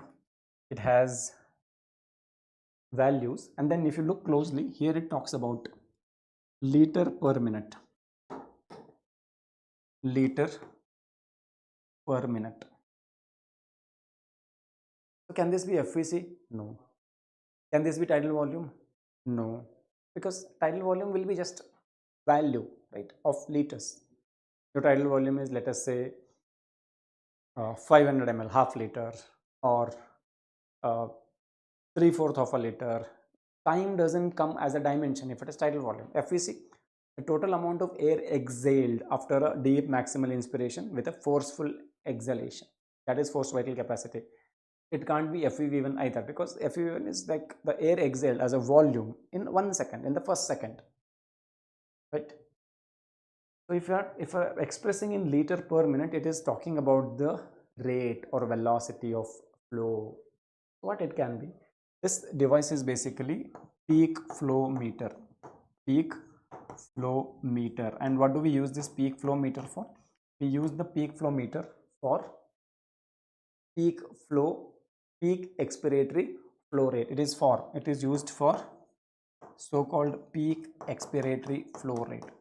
The peak expiratory flow rate is used as an alternative to the FVC, FEV1, or the classical PFT for the diagnosis of obstructive airway disorders, where PFT is not possible, where measurement of FVC and FEV1 and its ratio is not possible. For the diagnosis of obstructive airway disorders, we can use the peak expiratory flow rate. In obstructive airway disorders, the peak expiratory flow rate will be decreased. Clear? PFR will be decreased in obstructive airway diseases. It is not going to be largely affected in patients with the restrictive airway diseases. Okay, I hope that point is clear. So we're dealing with peak flow meter here. Now, this cannot be again a standard number for everyone. We have to predict what should be the number for an individual, and then if he is able to hit 80% of it, I would declare it as normal. But that predicted value is based on what parameter? Is it based on age? Is it based on gender? Is it based on height? Or is it based on weight? Is it based on weight? Okay. So PFR predicted values are based on height. The height of the individual, let us say 160 centimeter, which is somewhat closer to my height. My peak expiratory flow rate in liter per minute is expected to be around 400 liter per minute should be my expiratory rate. That is the rate of flow of air from my airway. Clear? If I'm able to hit even 80% of this, you can say that I have normal acceptable peak expiratory flow rate. That means 320 liter per minute. Okay, so now what is the importance of this peak expiratory flow rate? Right? Peak expiratory flow rate is generally decreased in obstructive disorders like asthma and COPD. And once I've noticed that it is lower, significantly lower than the peak expiratory flow rate predicted based on the height, then to differentiate whether it is reversible obstruction or the persistent obstruction, just like the conventional PFT, we go for bronchodilator reversibility test. Here as well, we administer a short acting beta agonist inhalation, and we will repeat PFR. We will repeat peak expiratory flow rate. And if the peak expiratory flow rate increases by more than or equal to 20% from the baseline value, right? This is our baseline PFR before giving the bronchodilator. If increase by more than or equal to 20%, that means we have reversible obstruction, which favors the diagnosis of asthma. This favors the diagnosis of asthma, right? Suggestive of asthma. And if on the other hand it increases by less than 20%, means literally no increase, or up to 20% increase, 20 and higher is anyway reversible obstruction, right? It is suggestive of persistent obstruction, and whenever we have persistent obstruction is suggestive of COPD, or other condition where we can have persistent obstruction is bronchiectasis. That is the utility of PFR. Utility number 1, it can be used as a diagnostic tool when PFT is not available. This is the second utility. For the regular monitoring of asthma control, we can use PFR because this device is not very expensive, available on Amazon for few hundreds to thousands. Okay, and patients can keep it at home, regularly monitor their PFR. We can get to know whenever PFR is decreasing, patient was probably going through an attack of asthma during that time. And it helps us to also differentiate between the type 1 and type 2 brittle asthma. That's another important topic. Please go through the difference between type 1 and type 2 brittle asthma from your notes. Okay, so here the answer should be, it is based on the height. The predicted values for PFR is based on height. Okay, now let's go to the next question. The JVP finding shown below is likely to be seen in. So here we have this classical A, C, V, X descent, X dash descent, and Y descent. Okay, then we have some A waves appearing which are tall. Here we have a wave which is of normal size, right? So here the normal A waves are there, and then some A waves are tall. Some A waves are tall. Some A waves are tall. Again, here I have a normal A wave. So intermittently in this JVP waveform, we are seeing some tall A waves, right? So the simple interpretation of this JVP is that we have intermittent tall A waves. Intermittent tall A waves. Whenever we have intermittent tall A waves, we call that condition as Cannon A waves. Cannon A waves. We call it as Cannon A waves, right? So what should be our answer here? Well, in case of tricuspid regurgitation, we have already discussed, we will have a prominent V wave, and we can have so-called fused C and V called as Lancy sign. Do I get that in this picture? No. So this can't be tricuspid regurgitation. In tricuspid stenosis, we will have tall A waves in all complexes, right? In all JVP complexes. So every complex should have a tall A wave, because if there is tricuspid stenosis, because every time the atria contracts, tricuspid valve orifice will remain same. It will give the same amount of resistance, so the atrial pressure will increase to the same extent, and we will have tall A wave in every complex. But here I have intermittent tall waves and some normal A waves, so it can't be tricuspid stenosis either. Okay. In case of atrial fibrillation, we are expecting absent A waves, so this can't be atrial fibrillation either, because here A waves are definitely present, and not just present, some of them are tall. Whenever we have those intermittent tall A waves, they are possibly seen in patients with so-called AV dissociation, and I've already told you what do I mean by AV dissociation. Separation between the atrial and ventricular rate. Either atrial rate is more or ventricular rate is more. One of them have higher rate. In that case, we call it as AV dissociation.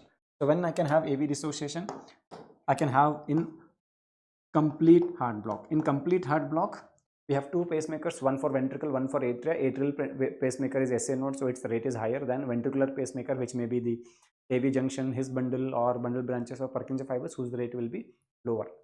Or it can also happen in patients with ventricular tachycardia, ventricular fibrillation, or ventricular ectopics. In all those cases, ventricular rate will be higher than atrial.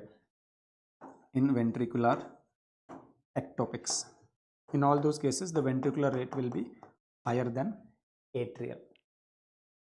So here the only option which I am getting, which is suggestive of the AV dissociation, is complete heart block. So that becomes our answer. Now why am I getting intermittently tall A waves?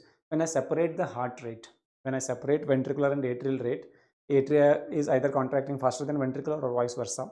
One chamber is contracting faster than other.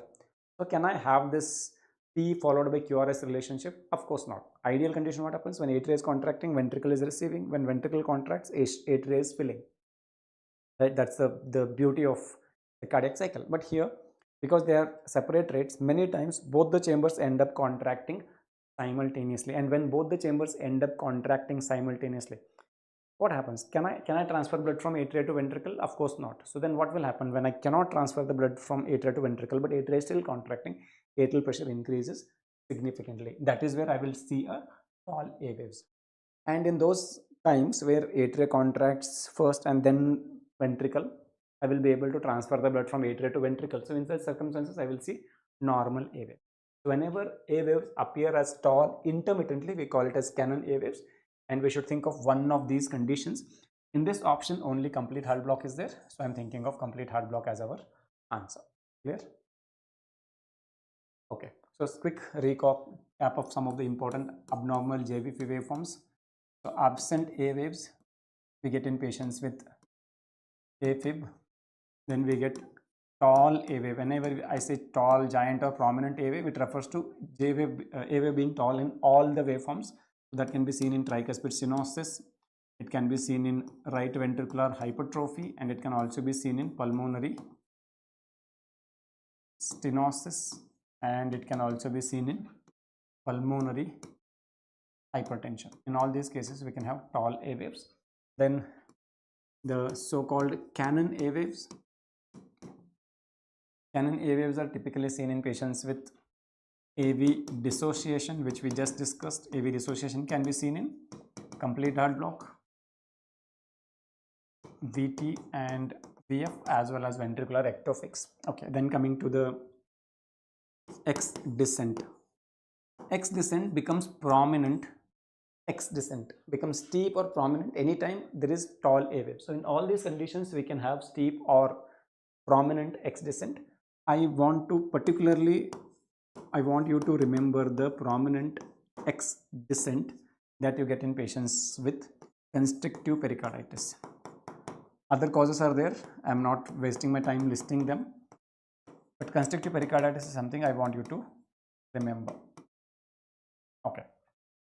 Then comes the V wave. V wave becoming prominent is a feature of tricuspid regurgitation that we have already discussed. Right? It is seen in TR. It is seen in TR. Then I can also have this fused CV called as Lancisi sign, again seen in tricuspid regurgitation. And then comes the Y descent. Y descent becomes prominent. Again, there are plenty of conditions. The important ones that I want you to remember is the constrictive pericarditis, and it becomes absent or diminished in cardiac tamponade. Constrictive pericarditis, and it becomes absent or diminished.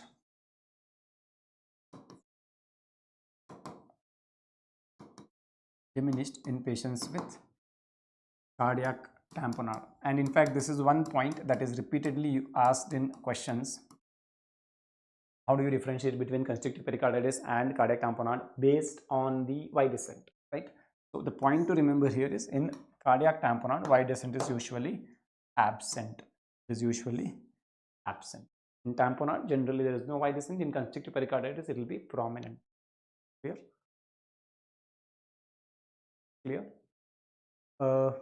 Bhuvanashri, very good, and Enterobius vermicularis, absolutely right.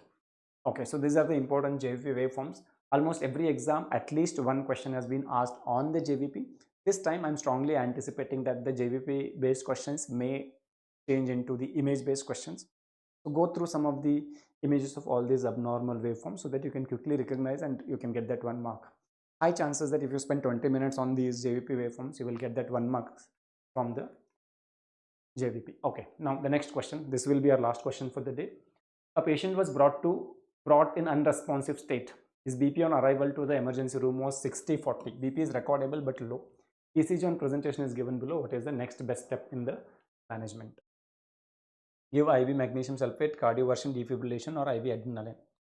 So I have 2 questions. What is your diagnosis and what should be the next best step? ECG is right in front of you. I think it may not be very clearly visible to some of you because of the exposure. Okay, so what is this? It seems to be a tachycardia because between the R waves, it's only taking one large box, right? R waves, it is taking only one large box. So in that case, what is the heart rate? 300 divided by 1. So I'm getting a heart rate close to 300, right? Heart rate is close to 300 or slightly lesser than that, but tachycardia is there. So I'm dealing with tachycardia. And whenever we have tachycardia, right, we should think of tachyarrhythmias. Tachyarrhythmias can be narrow complex tachyarrhythmias or wide complex tachyarrhythmias. So anytime you're thinking of tachyarrhythmias, the first thing you should see is whether the QRS complex are narrow or wide. So in this case, the QRS complexes are wide, right? Wide. So I'm dealing with a tachyarrhythmia. This is a tachyarrhythmia, and in this tachyarrhythmia, I have wide QRS complexes. So with wide QRS and tachyarrhythmia, I'm thinking of VT, VFib, right, and SVT with aberrant conduction. So supraventricular arrhythmias with pre-existing wide QRS, like in WPW syndrome, right? At the undergraduate level, we generally don't tend to ask SVT with aberrancy on the image-based questions. So we can tend to ignore that, concentrate more on VT and VF. Okay. If it was ventricular fibrillation, the voltages of the QRS complexes, though QRS complex will be wide, the voltage will be very small. Here the voltage appears to be quite normal, so it is unlikely to be ventricular fibrillation. So it is most likely ventricular tachycardia, right? With the wide QRS, I'm thinking of this as ventricular tachycardia. Then ventricular tachycardia, we have two subtypes, monomorphic and polymorphic. In monomorphic, all the QRS complexes appear of the same morphology in a given lead. And when I say given lead, I'm referring to one lead, catch up one lead, and in that lead, all the QRS complex looks same. Then it is monomorphic. Please do not compare QRS morphologies between leads. In normal physiology itself, QRS complexes don't look same between different leads. They look same within a lead. So compare within a lead. If within a lead all the QRS complex appear same, then we will call it as monomorphic VT. And if given lead they appear different, then we will call it as polymorphic. So here I have a rhythm strip. Most likely it is going to be lead 2 or maybe V1. And that means this strip is from one lead. And in this one lead, this QRS is different from this. It is different from this. This QRS is different from this.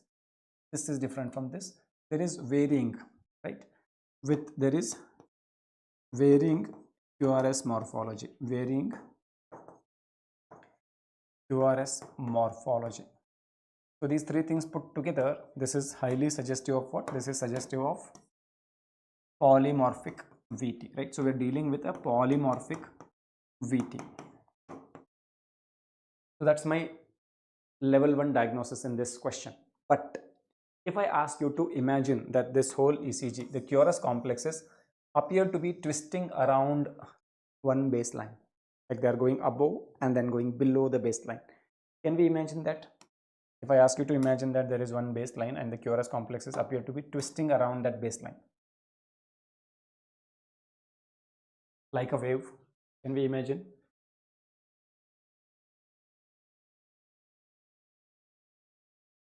Right, the outer line is undulating up and down and the QRS complexes appear to be twisting around the baseline, right? In that case, it is a polymorphic VT, but with this extra feature, with the QRS axis twisting around the baseline. What do we call that condition as? We call the condition as Torsades de Pointes, right? We call the condition as Torsades de Pointes. So here we have polymorphic VT with QRS axis twisting around baseline.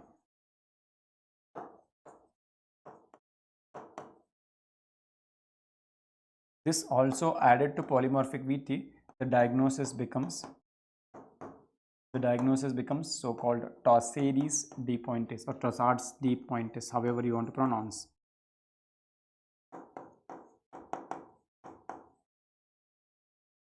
This is classical Torsades de Pointes. If they ask you the drug of choice, what is the drug of choice for treatment of Torsades de Pointes? It is IV magnesium sulfate. So is that the next best step in the management of this case? The answer is no. Why? Okay. You have to think of the approach to arrhythmias. any arrhythmias, what is the best treatment? Best treatment is shock. Shock is the best treatment. It can be either in the form of cardioversion, where we give the shock to the R wave, or it can be giving the shock anywhere, whether it is P, Q, R, S, nothing matters, just give the shock. We call it as defibrillation. Shock is the best treatment for arrhythmias. But of course, shock is more, what to say, more cumbersome treatment. It's not easy and a pleasant experience for the patient. We might have to even sedate the patient before giving the shock. It is reserved to patients. It is reserved to patients who have hemodynamic instability. Gaurav Vadana, very good. So it is reserved to patients who are having hemodynamic instability. So when do we call it as instability? BP less than 90/60. If BP is fair, we don't go for shock. We try other physical measures, like for example, in case of BPS VT, we try to do carotid massage and all. We try to activate vagus nerve. If that doesn't work, there we go with adenosine. So drugs are the way to go for after the physical measures in case of hemodynamically stable patient. Hemodynamically unstable patient, it is shock. So in this case, BP is low, we have to go for shock. The same question, if they ask what is the drug of choice for the management of this condition, then IV magnesium sulfate will be the answer. IV magnesium sulfate is the drug of choice for Torsades de Pointes. For Torsades de Pointes, the drug of choice. But here the question is not about drug of choice. It is about what is the next best. It is shock, right? It is shock. So just few words about the management of wide complex tachyarrhythmias. Management of wide complex tachyarrhythmias. What are the wide complex tachyarrhythmias? We have VT and VF. We will broadly categorize them into two groups. In one group, first thing I will put is ventricular fibrillation, VFib. VFib is the most dangerous arrhythmia because here ventricle is not contracting, it is only fibrillating. When ventricle is not contracting and fibrillating, will there be ejection of the blood? Inefficient or almost non-existent ejection of the blood. And when ventricle does not contract, does not eject blood, will there be pulse? No. If there is no pulse, can I record BP? No. So these patients will be generally brought in a shock-like state, right? Unresponsive, pulseless state most of the times, right? Ventricular fibrillation. And in this category, I will also put ventricular tachycardia patients whose pulse is not felt. It is as bad as ventricular fibrillation. VT without pulse, VT without pulse or pulseless VT, and ventricular fibrillation. When I encounter these two patients, how do I manage? Remember, most of them are going to be pulseless, unresponsive, right? So you might have to initiate CPR for these patients. Initiate CPR, and then shock is the way to go forward because these are of course hemodynamically unstable, right? When I can't feel the pulse, that means BP cannot be recorded. So they are hemodynamically unstable. We have to go for shock, and only for these two arrhythmias we go for defibrillation. Defibrillation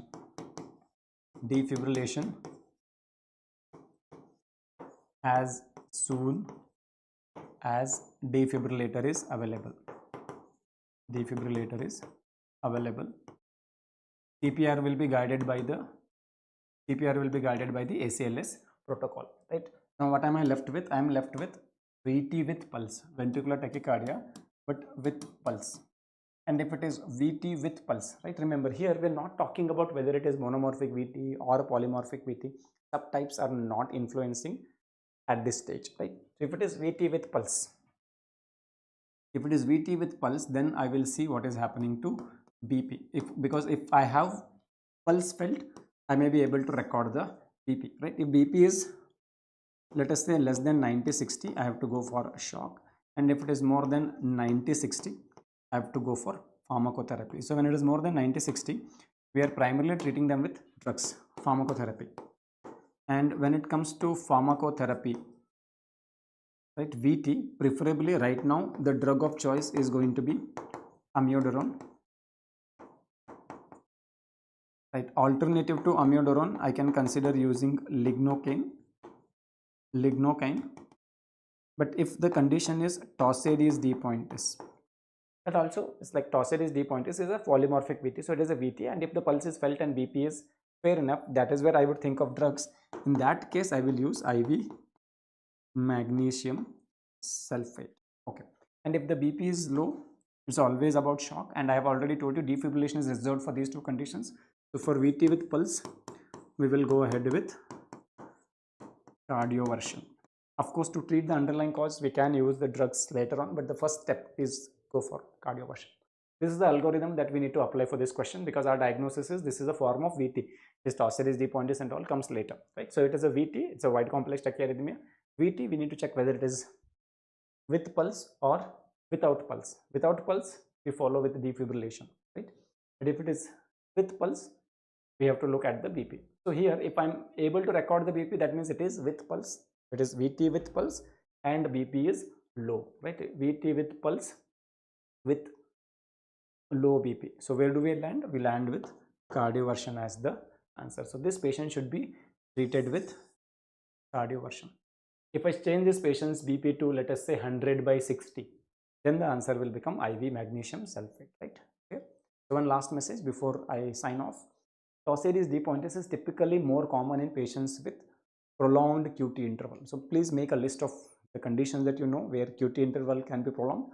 All of them are prone to develop this Torsades de Pointes, particularly when exposed to drugs known to prolong QT interval. So you already have prolonged QT interval, like you have congenital long QT syndrome, or you have electrolyte abnormality that causes the QT prolongation, and then you also receive a drug which causes further QT prolongation, you may end up with Torsades de Pointes. And particularly in the modern generation, modern times, azithromycin or macrolides are drugs which are known to cause QT prolongation, so they may be dangerous to someone who is already having long QT interval, or the quinine and the similar group of drugs, including some of the latest anti-tubercular drugs, are known to cause QT prolongation. So they can cause this Torsades de Pointes, and patient may develop ventricular tachycardia. He may go pulseless, and there is a possibility of death as well, right?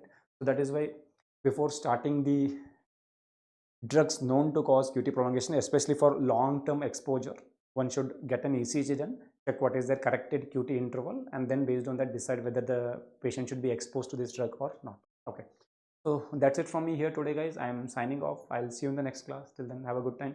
If you have any particular request, like sir, this topic or this image-based questions on this section or this topic or these concepts we are having difficulty, you can let me know on the Telegram of the PW MedEd, and I'll try to get it scheduled. Right? We have a flexible schedule now for a month, so we can address that. So that's it from me today. I'll see you soon.